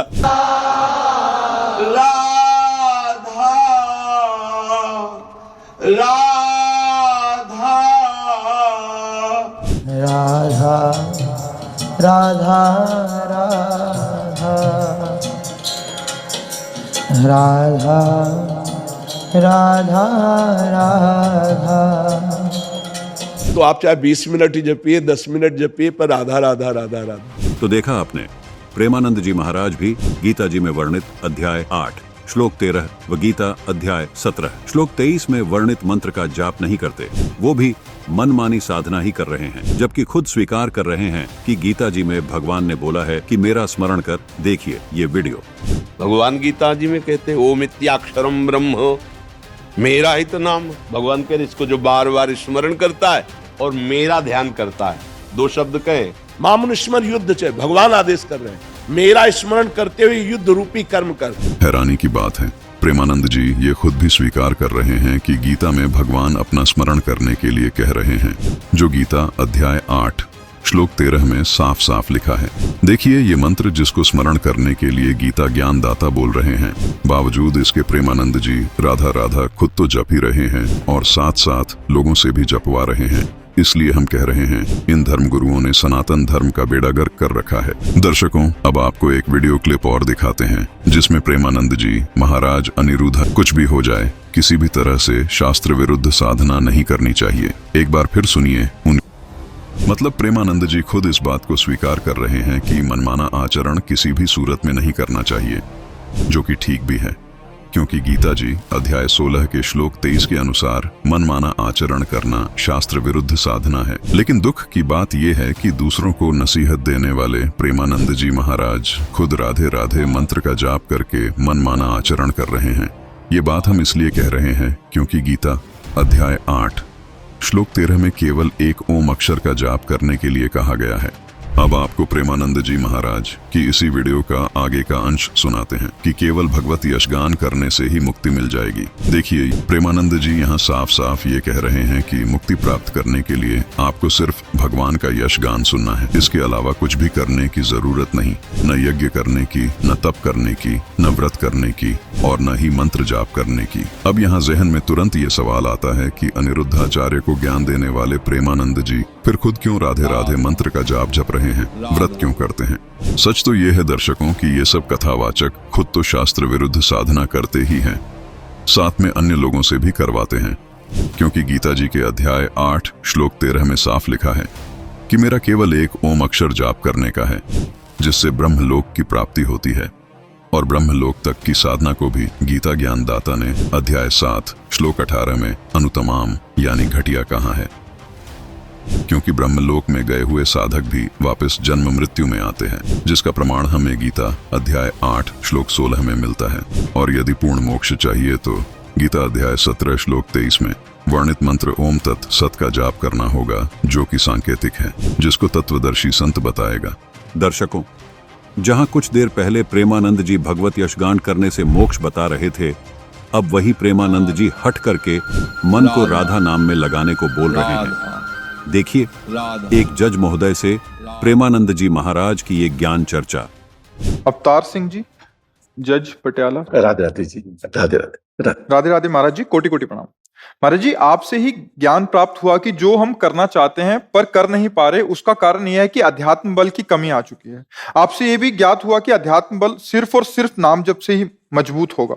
अब समस्या यह है कि महाराज श्री अखंड नाम चल नहीं रहा, कुछ देर तक नाम जब चलता है फिर अवरुद्ध हो जाता है। इस अवस्था में क्या हठ बल काम करेगा या बिल्कुल हठ बल काम करेगी महाराज जी? नहीं, हठ बल ही कृपा है। जब तुम्हारे अंदर हठ आएगी तो यही गुरु कृपा से आएगी, क्योंकि इतना तो हमको राजी हो जाना है कि जो मन 24 घंटे में 1 मिनट भी भगवान को नहीं जपता था, वो कुछ मिनट टिकने लगा है। मतलब हम अपने रोग पर काबू पा रहे हैं, दवा काम कर रही है। अब क्या होता है, मन हमारा पुनर्अभ्यास जो बार बार तो वो वहां जाएगा। अब हमको वहां से मन को हटा करके नाम में लगाना है। ये थोड़ा कठिन पड़ता है, क्योंकि मन जो चीज पकड़ता है उसको जब हम छुड़ाना चाहते हैं तो जलन पैदा करता है, व्यथा, एक व्याकुलता, एक अशांति, और ऐसा लगता है कि ये जो कह रहा मैं मान लेता हूं तो मुझे शांति मिल जाएगी। पर वो गलत सिद्धांत है। त्यागात् शांतिरनंतरम। जो उस बात को पकड़ रहा है मन प्रभु के नाम के सिवा उस समय, उससे हमें हटाना ही परम कर्तव्य है। और वो जो हमको व्यथा दे रहा है, व्याकुलता पैदा कर रहा है, अशांति पैदा कर रहा है, जब हम उसके अनुकूल नहीं चलेंगे तो अशांति पैदा करेगा। तो यम ही न व्यथ्यन्ते पुरुषम पुरुषर्षभ शम दुखा सुखाधीरम स्वमृतत्वाय कल्पते। इन मन और इंद्रियों के द्वारा दी हुई जो व्यथा है उससे जो परास्त नहीं हो जाता, उसे गंभीर भाव से सह जाता है, वो परम पद का अधिकारी होता है। सुख दुखे समय कृत्वा लाभा लाभो जया जयो। जो सुख दुख लाभ हानि और जय पराजय में समान भाव रखकर अध्यात्म में चलता है वो सदैव विजयी ही होता है। वो अध्यात्म का परम सुख परम पद का अधिकारी होता है। तो हमें दो पद्धतियां अपनानी है। एक तो जहां मन हमारा जाए वह हमको ये सोचना है कि जब सृष्टि नहीं थी तो केवल प्रभु थे, जब सृष्टि नहीं रहेगी तो केवल प्रभु रहेंगे, तो बीच में कौन है? प्रभु ही प्रभु है। तो हम उस पर भगवत भाव करें। हर वस्तु व्यक्ति स्थान इन्हीं में जाएगा मन तत्काल। ये भले रूप पुरुष का है या स्त्री का है या वस्तु का है या स्थान का है, पर श्री कृष्ण ही है इस रूप में, हरि ही है, प्रभु ही है, तब फौरन लौट आएगा। दर्शकों, आज सुशिक्षित मानव आध्यात्मिक ज्ञान की कमी के कारण इन अज्ञानियों के जाल में फंसे हैं। श्री प्रेमानंद जी महाराज श्री कृष्ण जी को सर्वव्यापक समर्थ परमात्मा मानते हैं। जाप राधा राधा खुद भी जपते हैं, व लोगों से भी जपवाते हैं, जिसका न गीता में प्रमाण है न वेदों में। आइए अब आपको दिखाते हैं कि 87 वर्ष का एक वृद्ध श्रद्धालु प्रेमानंद जी महाराज के पास आया और प्रेमानंद जी महाराज से अपने मनुष्य जीवन को सफल बनाने की गुहार लगाने लगा। इस पर प्रेमानंद जी महाराज ने उन्हें क्या कहा, देखिए। एक कुर्सी ले आओ महाराज जी के लिए। अरे नहीं, आसन डाले बद्रीनाथ से। अरे महाराज जी आप बैठ जाओ आसन में, कुर्सी में तो मुझे सुख मिलेगा। महाराज जी आप यहाँ भी बैठने की योग्यता आपने ही दी प्रभु, मैं तो किसी योग्य ही नहीं। महाराज जी यही तो योग्यता है, यही योग्यता है महाराज। अब दया करिए कि बहुत भटक चुका, अभी तक कुछ आनंद नहीं है। आपकी प्रेरणा से बस नित्य लगा हुआ हूँ। आप तो भगवत स्वरूप है महाराज जी। हाँ, भगवत स्वरूप। कृपा करिए प्रभु, कुछ कृपा करिए महाराज जी। हमें उत्तरावस्था है जी, इसमें बस आप के चरणों का आनंद सदा बना रहे, ऐसा आशीर्वाद दीजिए। इसी लालसा से आए हूँ प्रभु आपके चरणों। बहुत अशांत हूँ प्रभु, और 87 साल की उम्र हो रही है। आपकी मर्जी से जी रहा हूँ माँ राधा रानी की कृपा से, पर बस इस अशांति ने मुझे बहुत खा गया। मैं नहीं चाहता, अब केवल जाप नाम जब तो केवल आपकी प्रेरणा से शुरू से हुआ है। सालों से आपकी कैसेट जब से सुनता हूँ, सत्संग रोज सवेरे शाम। हाँ महाराज जी, अधूरा जीवन तो फिर अशांत रहता है। बहुत अशांत हूँ, इसी से अशांत हूँ प्रभु। बस इस पे आप कृपा कीजिए, आखिरी स्रोत है आपका। अब तो आप जब बुलाओगे जब फिर हाजिर हूँ। नहीं, आप हमारी बात मान लो, केवल आप बात मान लो महाराज जी। अब कुछ नहीं, देखो हम जिस बात के आशिक हैं वो हम कैसे अपनी बात रखे। बस हम इतना कहते हैं जो आपको नाम प्रिय है। आपको कौन सा नाम प्रिय है? मुझे माँ सीता जी और प्रभु राम जी, हनुमान जी महाराज, वो एक ही है। एक पकड़ो, किन्हीं में एक पकड़ लो। राम राम राम वही जाप करता हूँ। हनुमान जी महाराज की विशेष वो लालसा रहती है। वो उस जो आप कर रहे हो ना राम राम, वो उसी से संतुष्ट है, अलग से कुछ कहने। जी। बस हमारी बात मान लो। अगर नाम को पकड़ो तो राम राम राम राम राम राम, बस शुरू कर दो। हमारी बात मान लो, सब कुछ हो गया, सब कुछ हो गया। बस इसमें लग जाओ, राम राम राम राम राम स्वीकार करो, और रात दिन राम राम रटो। और कभी जब आपको अनुभव हो तब बताना कि ये गुरुवाणी थी या किसी व्यक्ति की वाणी थी। बस अब दया हो गई आपकी। बस आप ये समझ लीजिए, अब संशय मत कीजिएगा। बस संशय दुख दे रहा था मुझे, बस आज से खत्म कर दीजिएगा। हो गया, हो गया, आप मान लीजिए। बिल्कुल महादेव जी की विशेष कृपा से हम आपको बात कह रहे हैं, मान लीजिएगा। अब रात दिन इसमें लगिए, श्वास खाली न जाए, भगवत प्राप्ति निश्चित हो जाएंगे। निश्चित श्वास खाली न जाए, अभी प्राण निकल जाएंगे तो आप भगवत प्राप्त हो जाएंगे। अभी इसी नाम से, तारक मंत्र से भगवान शिव काशी में मोक्ष प्रदान करते हैं। शुरू हो जाओ, रात दिन इसी में शुरू हो जाओ। जब तक नींद ना आ जाए और मृत्यु ना आ जाए तब तक नहीं, छोड़ना नहीं। ये श्रद्धालु पहले से ही राम राम का जाप करता था, लेकिन फिर भी इस श्रद्धालु का मन अशांत रहता था। जब प्रेमानंद जी महाराज से अपनी इस अशांति को दूर करने का उपाय इस श्रद्धालु ने पूछा, तो प्रेमानंद जी ने उन्हें राम राम मंत्र का जाप करने को कहा। इस पर श्रद्धालु ने कहा कि ये मंत्र तो मैं पहले से जाप करता हूँ, लेकिन मेरा संशय नहीं जा रहा कि मेरा मोक्ष हो जाएगा। इसके बावजूद प्रेमानंद जी उन्हें दिलासा देते हुए राम राम जपने को ही दे देते हैं, जबकि राम नाम तो ये श्रद्धालु जप ही रहा था। ये तो ऐसा हो गया जैसे एक व्यक्ति कुएं में गिर गया और कुएं से बाहर निकालने की गुहार लगाने लगा। तभी एक व्यक्ति कुएं पर आया और कुएं में गिरे हुए व्यक्ति को ये कहने लगा कि जैसे आवाज लगा रहे हो वैसे ही आवाज लगाते रहो, लेकिन इस बार आवाज और मन से लगाना। अब अगर कोई समझदार व्यक्ति बाहर खड़े उस आदमी की जगह होता तो वह सबसे पहले एक रस्सी लेकर आता और उस रस्सी के सहारे से कुएं में गिरे आदमी को बाहर निकालता।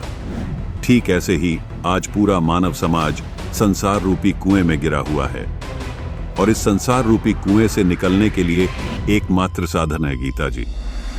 गीता जी को तो इन धर्म गुरुओं ने कपड़े में बांधकर अलमारी में रख दिया है और मान बैठे हैं कि भगवान के दिए ज्ञान से ज्यादा श्रेष्ठ ज्ञान इनके पास है, जिस कारण संपूर्ण मानव समाज संसार रूपी कुएं में कष्ट उठा रहा है। आइए दर्शकों, आपको एक वीडियो और दिखाते हैं जिसमें एक सेवक शरण नाम के वृद्ध महात्मा रो रहे हैं। हो सकता है हमारी मलिन रसेंद्री निरंतर राधा नाम न रटे, हरिवंश नाम न रटे, लेकिन हम उनके हैं, इस बात में हम उनके हैं। श्री जी आपके हृदय में, श्री जी आपकी है, आप अनुभव कीजिए। श्री जी ने आपको कितना दुलार किया, आपको श्री राम वृंदावन, आपको अपनी शरण, तो आप ये कि उनके नाम को ले जाए ये ठीक नहीं, ऐसी भावना मत कीजिए आप जी।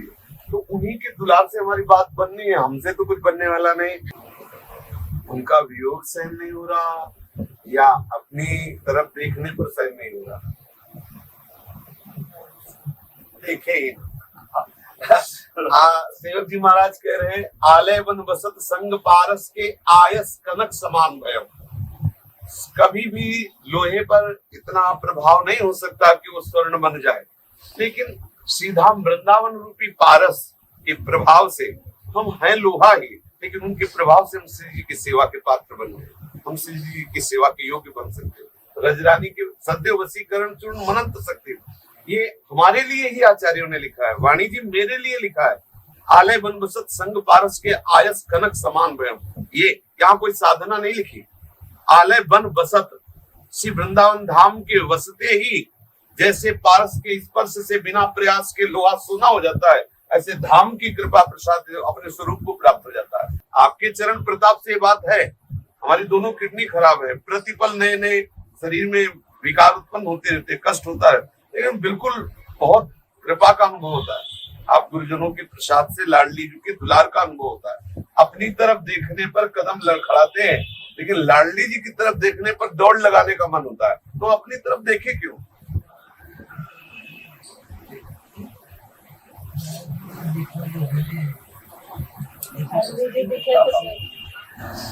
वैसे लाडली जी और लाडली जी के नाम में कोई अंतर नहीं। हरिवंश महाप्रभु कहते हम,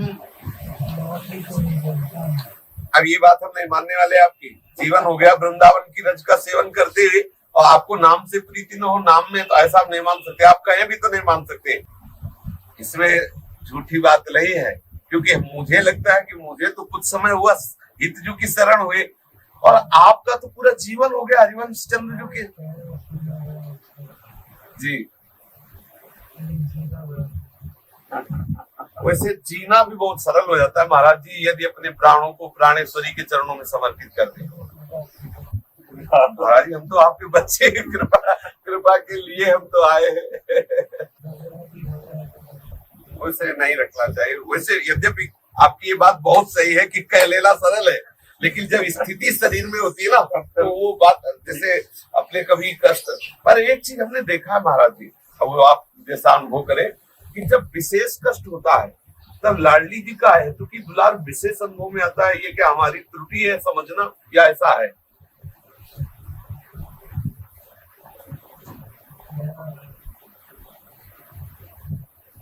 ये हम अपने से अनुभव कर रहे हैं महाराज जी। जब अधिक कष्ट होता है तो लाडली जी का दुलार अधिक नजर आता है। मुझे तो ऐसा नहीं लगा कि अधिक कष्ट होने पर लाडली जी का विस्मरण हो जाए, लाडली जी छोड़ देती हो, ऐसा तो नहीं।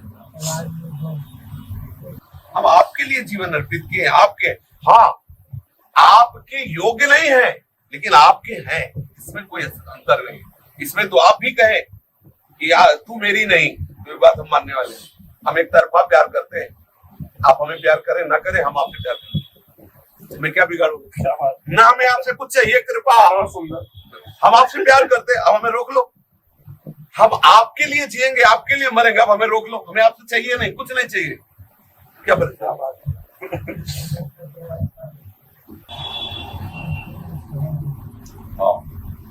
ये हम आपकी बात मानते हैं कि फिर भी सहन नहीं होता है, ऐसी स्थिति आती है शरीर की, लेकिन घबराइएगा नहीं। बस हम बार बार यही कहेंगे कि घबराइएगा नहीं।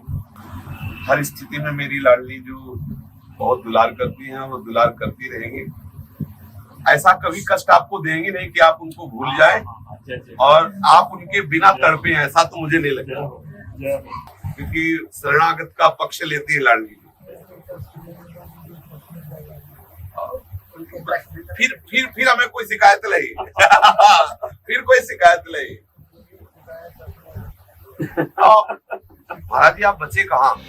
सेवक शरण जी ने अपनी पूरी जिंदगी वृंदावन में साधना की, लेकिन अब प्रेमानंद जी के सामने रोते हुए कह रहे हैं कि मैं वृद्ध हो गया हूँ। जब राधा नाम का जाप करना शुरू किया था तब शरीर बहुत स्वस्थ था, लेकिन अब शरीर दिन पर दिन बिगड़ता जा रहा है, बहुत कष्ट हो रहा है। राधा नाम से कुछ नहीं बना। इस पर प्रेमानंद जी महाराज ने कहा कि आप राधा नाम को न लज्जाओ, वृंदावन में निवास मात्र से ही मोक्ष हो जाएगा। आप ऐसे चिंता न करो। मुझे जब शरीर में कष्ट होता है तो लाडली यानी राधा रानी बहुत कृपया करती है। इस पर वृद्ध महात्मा जी कहते हैं कि मेरे साथ ऐसा नहीं हो रहा, लगता है राधा रानी मुझसे प्रेम नहीं करती। इस पर प्रेमानंद जी महाराज कहते हैं कि ऐसा न कहो, आप एक तरफा प्रेम करो। अगर राधा रानी आपसे प्रेम नहीं करती तो आप उनसे प्रेम करने लग जाओ। राधा रानी से प्रेम करने से आपको कौन रोक सकता है? विचारणीय विषय है दर्शकों। एक तरफ श्रद्धालु पूरी जिंदगी राधा राधा की रट लगाता रहा, अब वह अपनी जिंदगी के अंतिम पड़ाव पर डरा हुआ सहमा हुआ सा है। उन्हें यह महसूस हो रहा है कि उन्होंने गलती की है। उनको लग रहा है कि जिनकी आराधना उन्होंने की वो उन्हें कोई लाभ नहीं दे पा रही, और प्रेमानंद जी उनको वापस उसी नाम की रट लगाने को कह रहे हैं। ये वृद्ध महात्मा जी बेबस महसूस कर रहे हैं, क्योंकि उनको अब कोई ठोर ठिकाना नजर नहीं आ रहा। प्रेमानंद जी की किसी भी बात का असर वृद्ध महात्मा सेवक शरण जी पर नहीं हो रहा, क्योंकि ये सब बातें सेवक शरण जी अपने भक्तों को खुद बताया करते थे। सेवक शरण जी इतने दुखी है कि प्रेमानंद जी को ही भगवान मानने को तैयार है, लेकिन राधा रानी को मानने को तैयार नहीं है, क्योंकि राधा रानी की भक्ति करने से उनको कोई लाभ नहीं मिला। प्रेमानंद जी अज्ञानतावश उनको उसी कुएं में धकेल रहे हैं जिसमें ताउम्र ये महात्मा गिरे पड़े थे। प्रेमानंद जी, आप ऐसा इसलिए बोल रहे हैं क्योंकि आपकी पूर्व जन्मों की भक्ति शक्ति शेष है, लेकिन वर्तमान में आप शास्त्र विरुद्ध साधना कर रहे हैं, जो कि गीता जी अध्याय 16 श्लोक 23 के अनुसार व्यर्थ है। आप जो राधा राधा मंत्र जाप कर रहे हो वो भी गीता जी अध्याय 17 श्लोक 23 के अनुसार व्यर्थ है। जिस प्रकार इस वृद्ध महात्मा ने शुरू में बड़े चाव से शास्त्र विरुद्ध साधना शुरू की, लेकिन अब इतना बुरा हाल हो गया कि भगवान से ही विश्वास उठ गया। ऐसे ही न जाने कितने भोले श्रद्धालु हैं जो आप जैसे धर्मगुरुओं से मनमाने मंत्र लेकर अपना जीवन नष्ट कर गए। जैसा कि प्रेमानंद जी कह रहे हैं कि केवल वृंदावन में निवास करने से मोक्ष हो जाएगा, क्योंकि भगवान श्री कृष्ण जी ने यहाँ निवास किया था। दर्शकों, ऐसा ही भ्रम लगभग 600 वर्ष पूर्व काशी बनारस के विषय में इन धर्मगुरुओं ने फैला रखा था कि काशी में निवास करने से वहां शरीर त्यागने से मोक्ष हो जाता है। इस भ्रमणा को कबीर परमात्मा ने खत्म किया और साबित किया कि सतभक्ति कहीं भी किसी भी क्षेत्र में कर लो, मोक्ष हो जाएगा।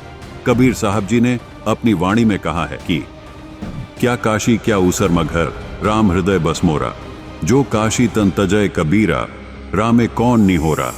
कबीर परमात्मा कह रहे हैं कि काशी हो या फिर मगहर का ऊसर, मेरे लिए दोनों ही एक जैसे हैं, क्योंकि मेरे हृदय में परमात्मा बसते हैं। क्योंकि अगर काशी में ही शरीर त्यागने से मोक्ष मिलता है तो परमात्मा की भक्ति किस काम की है। आगे प्रेमानंद जी कहते हैं कि वृंदावन में भगवान कृष्ण जी रहा करते थे। इस स्थान का इसलिए कभी विनाश नहीं हो सकता। प्रेमानंद जी, आपको याद रहे कि वृंदावन से ज्यादा निवास काल भगवान श्री कृष्ण का द्वारिका नगरी में रहा था। उसका तो नामो निशान मिट चुका है। आगे चलकर इसी चर्चा में सेवक शरण जी प्रेमानंद जी को कहते हैं कि मेरी तो दिव्य दृष्टि भी नहीं खुली है, मतलब इस साधना से मुझे को लाभ नहीं मिला। अब तो शरीर इतना कमजोर हो गया है कि शरीर छोड़ने का भय सता रहा है। इस पर प्रेमानंद जी कहते हैं कि सही बात है, कहना सरल है, जब खुद पर पड़ती है तब पता चलता है। दर्शकों, अब आप खुद विचार कीजिए कि आप अपनी पूरी जिंदगी एक ऐसे मंत्र का जाप करके गुजारेंगे जिसका प्रमाण किसी शास्त्र में नहीं है, या गीता जी के अनुसार तत्वदर्शी संत से नाम दीक्षा लेकर, जिसका जिक्र गीता जी अध्याय 4 श्लोक 34 में है, जिन मंत्रों का जिक्र अध्याय 17 श्लोक 23 में है, जिसको शास्त्र विधि अनुसार भक्ति कहा गया है।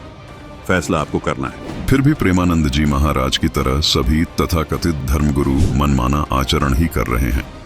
इन सभी मनमाना आचरण करने वाले धर्मगुरुओं के लिए गरीबदास जी ने सूक्ष्म वेद में कहा है, करणी तज कथनी कथे अज्ञानी दिन रात, कुकर्जों भोकत फिरें सुनी सुनाई बात, बीजक की बाता कहें बीजक ना ही हाथ, पृथ्वी डोबन उतरे ये कहें कि हम मीठी बात, जान बुझ सांची तजे करें झूठ से नेह, ऐसे लोगों की संगति प्रभु स्वप्न में भी न दे।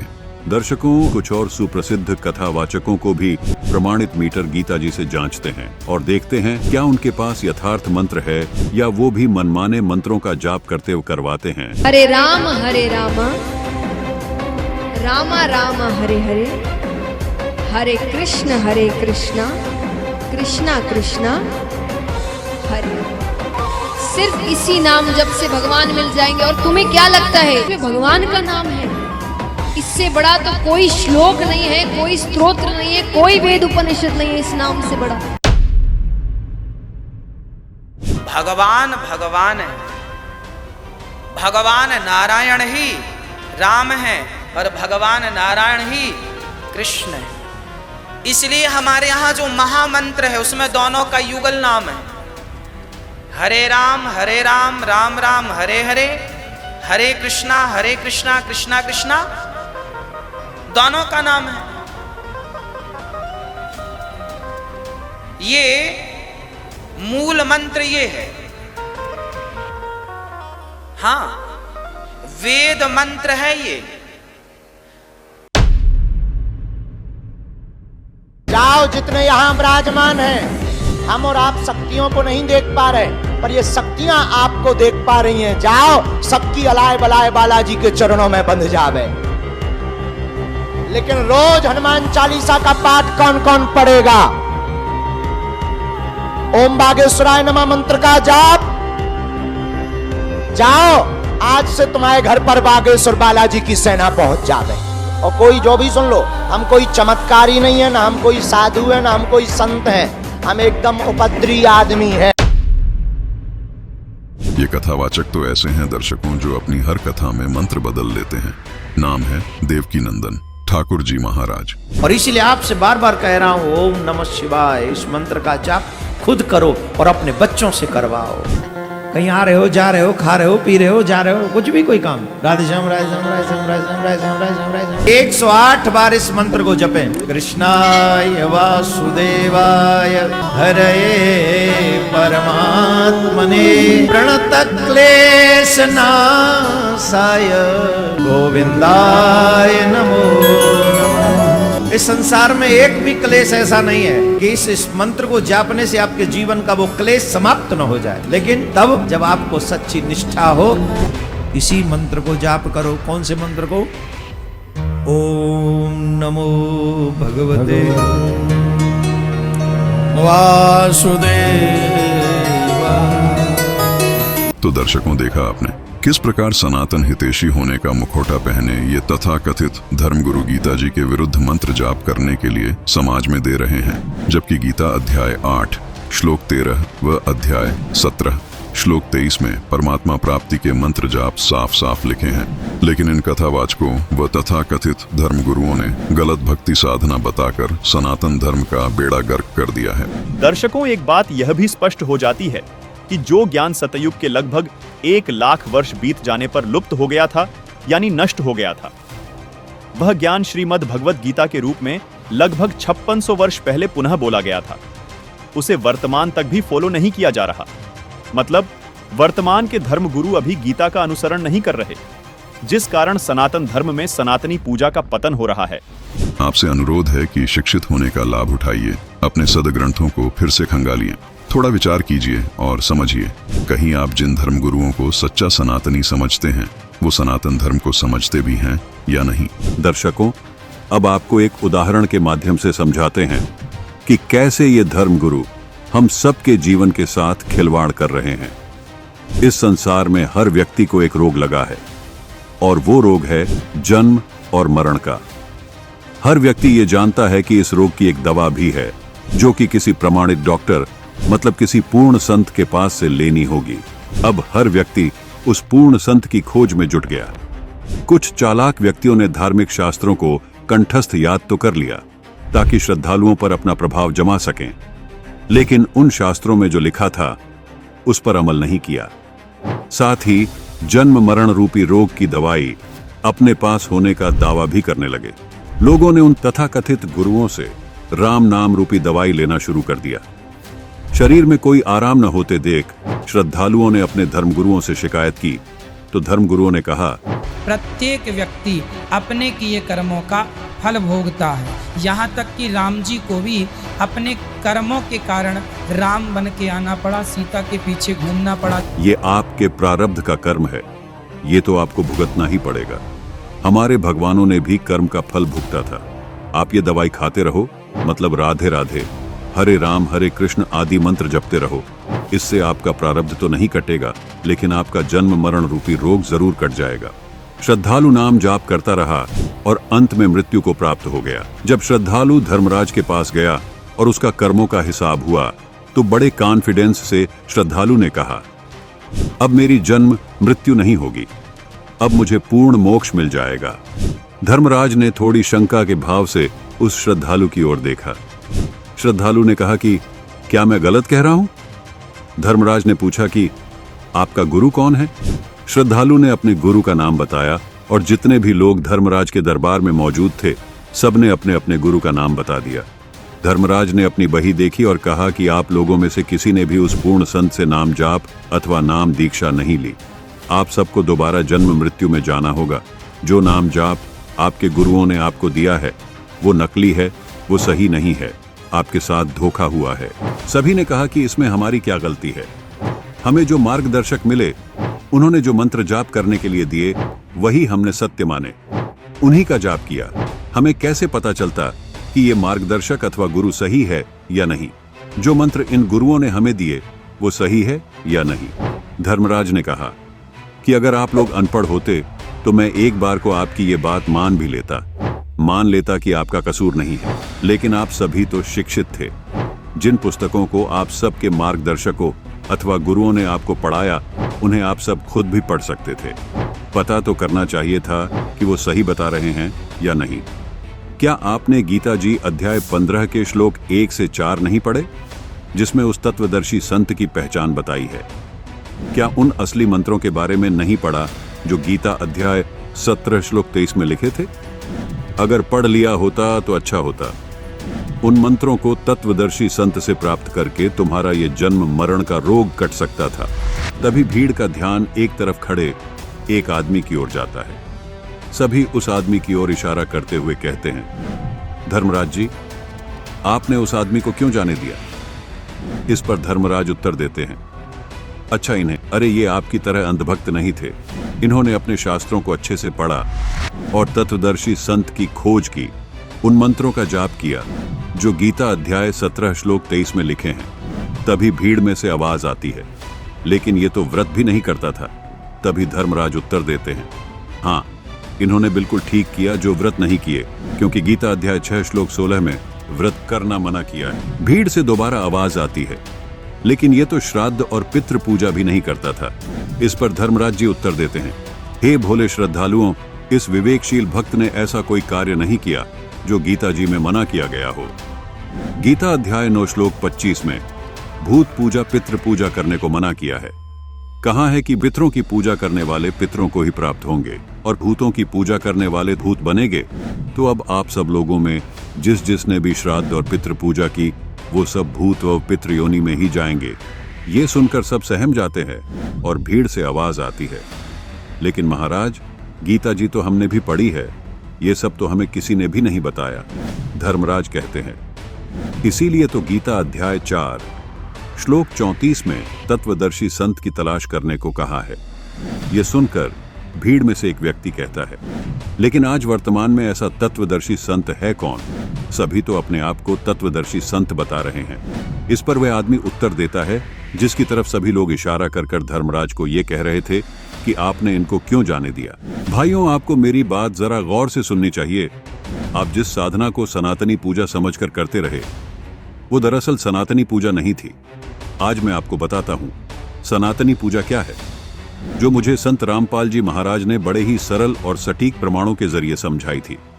गीता अध्याय 4 श्लोक 1 और 2 में गीता ज्ञानदाता ब्रह्म अर्जुन को कह रहा है कि हे अर्जुन, जो ज्ञान मैं आज आपको बता रहा हूं, यही वेदों और गीता वाला ज्ञान मैंने सबसे पहले सूर्य को कहा था, जिसमें सनातन धर्म की यथार्थ भक्ति साधना थी।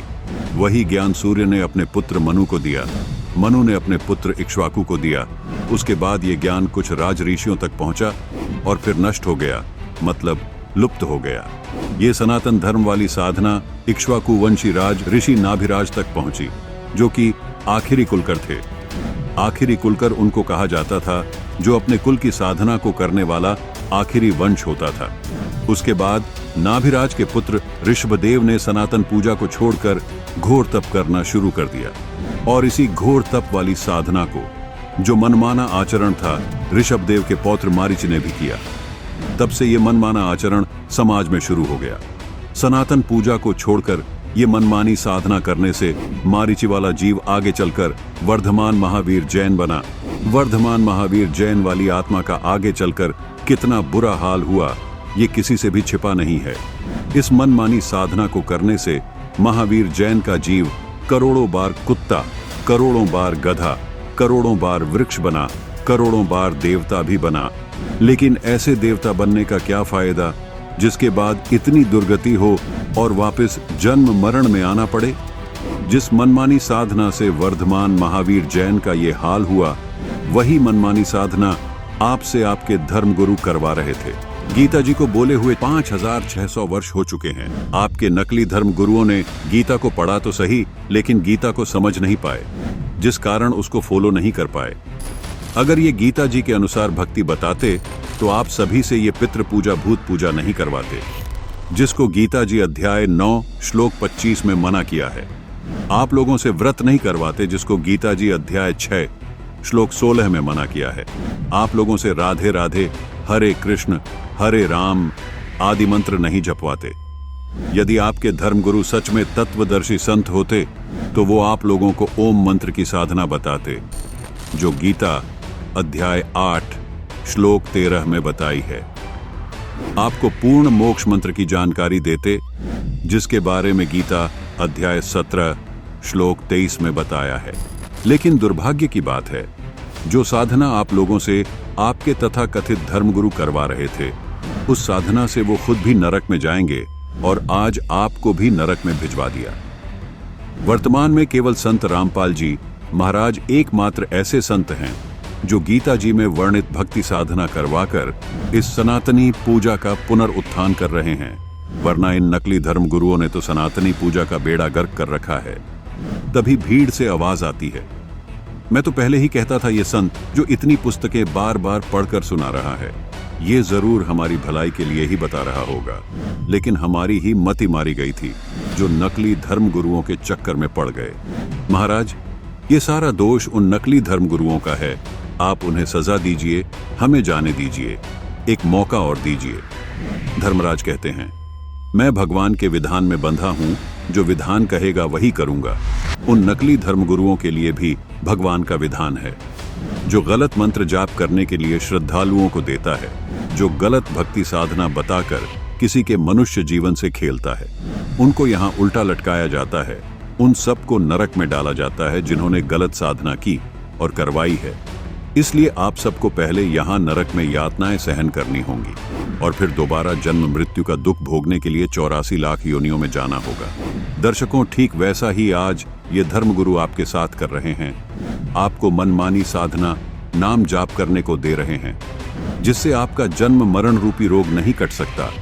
आज के समय में प्रमाणित पूर्ण संत केवल संत रामपाल जी महाराज हैं, जो गीता जी में लिखे मंत्र जाप, गीता जी में बताई भक्ति साधना भक्त समाज को देकर पूर्ण मोक्ष के अधिकारी बना रहे हैं। तो दर्शकों, इस एपिसोड में आपने देखा किस प्रकार आदि सनातन धर्म की सनातनी पूजाओं को इन तथाकथित धर्म गुरुओं ने खत्म कर दिया है। मनमाने मंत्र जाप देकर, शास्त्र विरुद्ध साधनाएं बताकर पाखंड और दिखावे को सनातन से जोड़ दिया है। लेकिन इन सब के बीच मात्र एक संत उम्मीद की एक नई किरण बनकर उभरे हैं, जो बार बार गीता जी और वेदों के अनुसार भक्ति करने पर जोर दे रहे हैं, क्योंकि गीता जी और वेदों में लिखी विधि ही सनातनी पूजा की पहली सीढ़ी है। धीरे धीरे प्रभु प्रेमी आत्माओं को एहसास होने लगा है कि असली सनातनी पूजा संत रामपाल जी महाराज ही बता रहे हैं। अब ये सभी पंथ नष्ट होंगे, इनका अस्तित्व खत्म हो जाएगा कुछ दिनों में, क्योंकि इस बुद्धिमान जनता है, अपने भले बुरे को खूब समझते हैं ये। लेकिन अभी तक इनके न्यूना जच्ची है कि ये हमारे जो गुरु हैं ये कति नकली हैं, और उनका उस समय यकीन होगा जब इस दास के ज्ञान को अच्छी तरह समझेंगे और सदग्रंथों से मेल कर लेंगे, फिर उन नकलियां न छोड़कर आप आ जाएंगे। दर्शकों, अभी आपको एक ऐसी श्रद्धालु का अनुभव सुनाते हैं जिसने शास्त्र विरुद्ध साधना को असली सनातनी साधना समझकर पूरी लगन के साथ किया, लेकिन कोई लाभ नहीं मिला, बल्कि जीवन अंधकारमय हो गया। उसके बाद जब संत रामपाल जी महाराज द्वारा बताई गई यथार्थ सनातनी विधि से साधना की, तो देखिए इस श्रद्धालु का जीवन कैसे खुशहाल हो गया। 2600 एकड़ में अकेडमी है वो, तो पूरी अकेडमी में संत रामपाल जी महाराज की दया से मेरे बेटे के पोस्टर लगे हुए थे।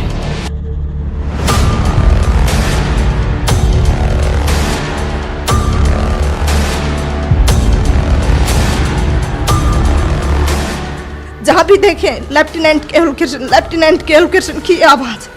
सर पूछो मत, मेरे भगत जी वहां पे रोने लग गए। हे मालिक, बहुत ही सड़क चाप की ऐसी किस्मत जो आज ने आपने ऐसा बना दिया। हमें 3 दिन तक बस सिर्फ जिधर भी देखे माइक में एक ही एक आवाज आई, लेफ्टिनेंट केवल कृष्ण, लेफ्टिनेंट केवल कृष्ण। जैसे ही उसको राष्ट्रीय गोल्ड मेडल उसके कंधे पे लगा, मेरे भगत जी से रुका नहीं गया। वो 2500 बंदों में इतनी जोर जोर से रोने लग गए कि मालिक, हमने लोगों ने तो आत्महत्या करने की सोच ली थी, क्या किस्मत बना दिया आपने। नमस्कार बहन जी। सत साहेब जी। क्या नाम है बहन जी आपका? जी मेरा नाम रामकला है, दुगेड़ा गांव, तहसील भैरोड, डिस्ट्रिक्ट अलवर, राजस्थान। संत रामपाल जी महाराज की शरण में आने से पहले आप क्या भक्ति साधना करते थे? जी मैं तो दुर्गा माँ की पूजा करती थी। मेरे हस्बैंड मेहंदीपुर, सालासर, श्याम जी के और ये जो सावन में कावड़ वगैरह लेके आते हैं, ये सब लेके आते थे। सुबह 4 बजे उठते, बच्चों को उठाते और फिर वो मंदिर में शिव पे जल चढ़ा के आते थे। बहन जी, जैसा कि आपने बताया कि आप दुर्गा देवी की पूजा करते थे तथा आपके पति सालासर जाते थे तथा विभिन्न मंदिरों में जाते थे, तो इन सभी भक्ति साधनाओं को करते करते आपको क्या लाभ प्राप्त हुए? सर उससे मुझे कोई लाभ नहीं हुआ सिवा हानि के। जैसे वो सभी देवी देवताओं की पूजा करते थे, शिव को जल चढ़ाते थे, उसके बाद भी उनका एक्सीडेंट हो गया, और एक्सीडेंट भी बहुत बुरा कि उनकी याददाश्त, मेमोरी सब कुछ चला गया उस दौरान। फिर किसी पंडित जी ने बताया उनको कि भाई तुम लोग इनको जो बजरंगबली है ना, इनको मंगलवार और शनिवार को सिंदूर लगा के आया करो। तो हमारे पास में सिटी है भैरोड, वो लोग वहाँ पे जाते सिंदूर लेके और तेल और सिंदूर मिला के उसको पूरे को लेप करके आते ऐसे। फिर भी उनको कोई लाभ नहीं हुआ, याददाश्त चली गई उनकी, बोलते नहीं थे। सिर्फ इतना बोलते थे कि मैं और मेरे दोनों बच्चे उसकी भाषा को समझ सकते थे, बाकी कोई नहीं। अनजान लोग तो उनको शराबी बोलते थे। हालांकि उसने कभी नशा नहीं किया। तो सर उनके एक्सीडेंट के बाद हमारे कमाने वाला कोई था नहीं और कंडीशन बहुत ख़राब हो गई थी। 1.5 साल तक हम लोग जयपुर SMS के चक्कर काटते रहे। डॉक्टरों ने कहा कि भाई इनकी याददाश्त आ भी सकती है, नहीं भी आएगी।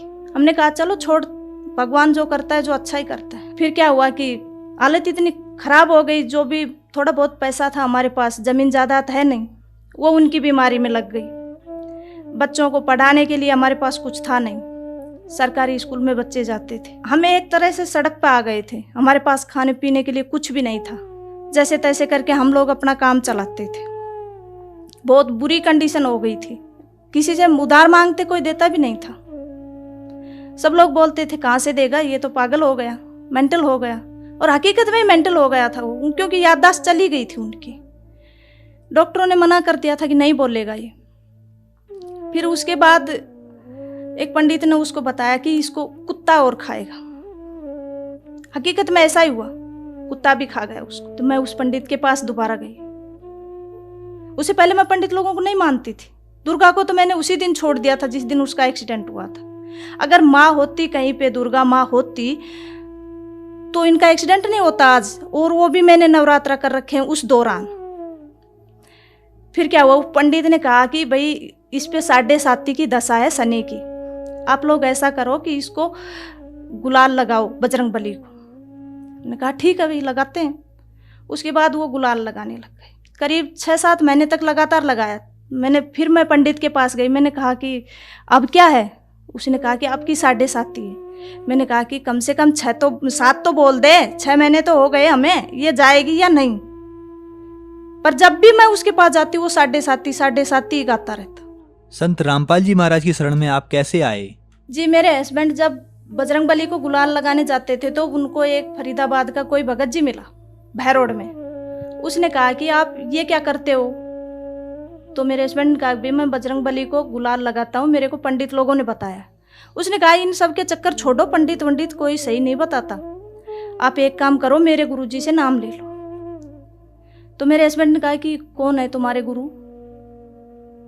उसने कहा संत रामपाल जी महाराज। और वो फिलहाल करोथा कांड हुआ था, उस दौरान वो जेल में थे। तो उसने कहा कि गुरुजी इस टाइम है नहीं, वो जेल में गए हुए।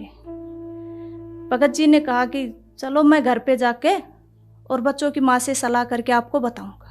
सर जी, मैंने कभी गुरु देखा नहीं था और नहीं बनाया था और नहीं पता था गुरु के बारे में। हाँ, देवी देवताओं के बारे में तो पता था, पर मेरे दिमाग में हमेशा एक बात रहती थी कि ये भगवान 3 क्यों है, एक होना चाहिए। तो भगत जी, हमने उसके पास फोन किया, वो हमारे घर पे आए, उससे हमने पूछा तो उसने कहा कि भाई ये सुख देते हैं गुरुजी, वो सुख देते हैं। उससे पहले मुझे गुरु के महत्व का नहीं पता था, गुरु क्या होता है। तो सर उसने कहा कि संत रामपाल जी महाराज अभी है नहीं और आएंगे तब हम आपको नाम दिला देंगे।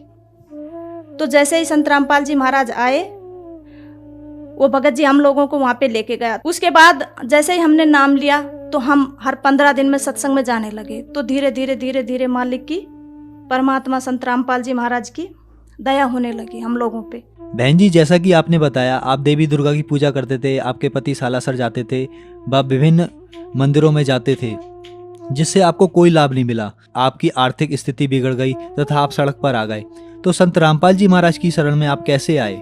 जी, जैसे ही सर हम संत रामपाल जी महाराज की शरण में गए, उसी दिन से हम लोगों को लाभ होने शुरू हो गए। मेरे हस्बैंड का एक्सीडेंट हुआ तो हमारी जिंदगी तो नरक हो ही गई थी, पर उसके बाद जैसे ही उन्होंने संत रामपाल जी महाराज से नाम दीक्षा ली, धीरे धीरे उनकी स्थिति सुधरती आ गई। आज उनकी आवाज़ भी बिल्कुल ठीक है। संत रामपाल जी महाराज की दया से उनको कोई नहीं कह सकता कि इनका कभी एक्सीडेंट भी हुआ था, और वो ज़्यादातर भगवान के सेवा में ही रहते हैं। बच्चों को स्कॉलरशिप मिल गया, वहाँ पे बच्चों की पढ़ाई फ्री हो गई। उसके बाद बच्चों ने +2 की, +2 के बाद लड़की को स्कॉलरशिप मिल गया, उसने इंजीनियरिंग की। बेटे को अब पैसे तो हमारे पास थे नहीं, पैसे कहाँ से दे, तो हमने बैंक से लोन उठाया। मालिक की दया, संत रामपाल जी महाराज की दया से हमारा लोन तुरंत क्लियर हो गया। जैसे ही मेरे बच्चे ने, लड़के ने मेरे ने 2 साल तक बीटेक की, उसके बाद उसने NDA का फॉर्म भर दिया, उसने एग्ज़ाम दिया। एग्ज़ाम देने के बाद में संत रामपाल जी महाराज, परमात्मा की इतनी दया हुई कि उसका सिलेक्शन हो गया। बाकी ऐसी किस्मत कहाँ है कि एक गरीब का बच्चा जो सड़क छाप था वो उसका NDA में सेलेक्ट हो जाए, पर वो भी संत रामपाल जी महाराज की दया थी। अच्छा, उसके बाद उसका इंटरव्यू हुआ बेंगलोर, 14 दिन चला। इंटरव्यू में वो 13 दिन क्लियर कर दिए, 14 दिन वो रह गया हल्का सा मेडिकल में। उसने वहाँ से फ़ोन किया कि माँ मैं इंटरव्यू में रह गया। मैंने कहा बेटे घर पे आ जाओ। घर आ गया। मैंने कहा कि तुम वहाँ पे जाओ, अपने परमात्मा के पास, संत रामपाल जी महाराज के पास जाओ। वो वहाँ पे गए तो मालिक ने कहा बेटा चिंता मत कर। तो उनका वो दिल्ली में मेडिकल क्लियर हो गया। फिर उसने कहा माँ अब क्या करूँ? मैंने कहा बेटा फिर जाओ परमात्मा संत रामपाल जी महाराज के पास। बच्चे ने कहा कि गुरुजी मेरा ज्वाइनिंग लेटर, क्योंकि मैं सबसे पीछे रह गया, बाकी सब बच्चे चले गए। गुरुजी ने कहा बेटा तू घर जा। वो आया वहाँ से, आते ही तीसरे दिन मालिक की दया से उसका को लेटर आ गया। भगत जी 2016 में 4 साल की उसकी ट्रेनिंग चली। उसके बाद उसने 2016 में एनडीए क्लियर किया और राष्ट्रपति गोल्ड मेडल। 2500 बंदों में सिर्फ एक भगत जी, मेरे भगत जी और मैं वहाँ पे गए केरला, एजीमाला। वहाँ पे जाने के बाद जैसे ही हमने देखे 2600 एकड़ में अकेडमी है वो, तो पूरी अकेडमी में संत रामपाल जी महाराज की दया से मेरे बेटे के पोस्टर लगे हुए थे। जहाँ भी देखे लेफ्टिनेंट केवल कृष्ण, लेफ्टिनेंट केवल कृष्ण की आवाज। सर पूछो मत, मेरे भगत जी वहाँ पे रोने लग गए। हे मालिक, कहाँ थी इस सड़क चाप की ऐसी किस्मत जो आज ने आपने ऐसा बना दिया। मैं 3 दिन तक बस सिर्फ जिधर भी देखे माइक में एक ही एक आवाज आई, लेफ्टिनेंट केवल कृष्ण, लेफ्टिनेंट केवल कृष्ण। मैं और मेरे हस्बैंड बस सिर्फ और सिर्फ संत रामपाल जी महाराज को 3 दिन तक याद करके रोते रहे। जैसे ही उसको राष्ट्रपति गोल्ड मेडल उसके कंधे पे लगा, मेरे भगत जी से रुका नहीं गया। वो 2500 बंदों में इतनी जोर जोर से रोने लग गए कि मालिक हमने लोगों ने तो आत्महत्या करने की सोच ली थी, क्या किस्मत बना दिया आपने। सर आज मैं मेरे गांव में सबसे ज्यादा खुश नसीब हूँ, क्योंकि मेरे साथ भगवान है, मेरे परमात्मा है। और शायद मैं ये कहूँगी कि मेरी झोली छोटी पड़ गई, परमात्मा ने मुझे इतना दे दिया। उम्मीद नहीं थी, नहीं मेरी किस्मत इतनी अच्छी नहीं थी कि भगवान मुझे इतना दे देगा। मालिक की दया से एक साइकिल नहीं थी, आज बंदी छोड़ सतगुरु रामपाल जी महाराज की दया से 3-3 गाड़ियाँ खड़ी हैं घर में। और इतना कर्जा हो गया था कि जिसकी कोई हद नहीं। आज एक भी कर्जा नहीं है। मालिक ने सब कुछ क्लियर कर दिया और हमें ये नहीं पता किस तरह और कैसे कर दिया और कब कर दिया। सर आज हम संत रामपाल जी महाराज की दया से बहुत सुखी हैं। घर में कोई कलह नहीं है। मालिक की दया सिर्फ और सिर्फ भक्ति है। दोनों बच्चे अपनी अपनी जगह कामयाब हैं और मालिक का हाथ, संत रामपाल जी महाराज का हाथ उनके सर के ऊपर है। मेरे गांव में मैं सबसे ज़्यादा खुश नसीब हूँ। भगवान ने मुझे बहुत कुछ दिया है, जितना मैं कभी उम्मीद नहीं की थी, इतना कि शायद मेरी किस्मत ऐसी हो सकती है।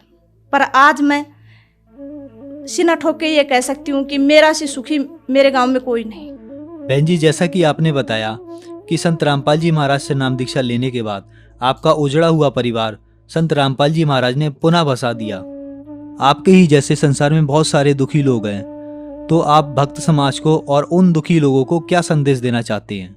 मेरे जो अगल बगल में लोग हैं सभी ये चैनल देखते हैं, सत्संग वगैरह देखते हैं, उनसे मैं खासकर प्रार्थना करना चाहती हूँ कि उनको तो मेरी स्थिति का, मेरी कंडीशन का अच्छे तरीके से पता है।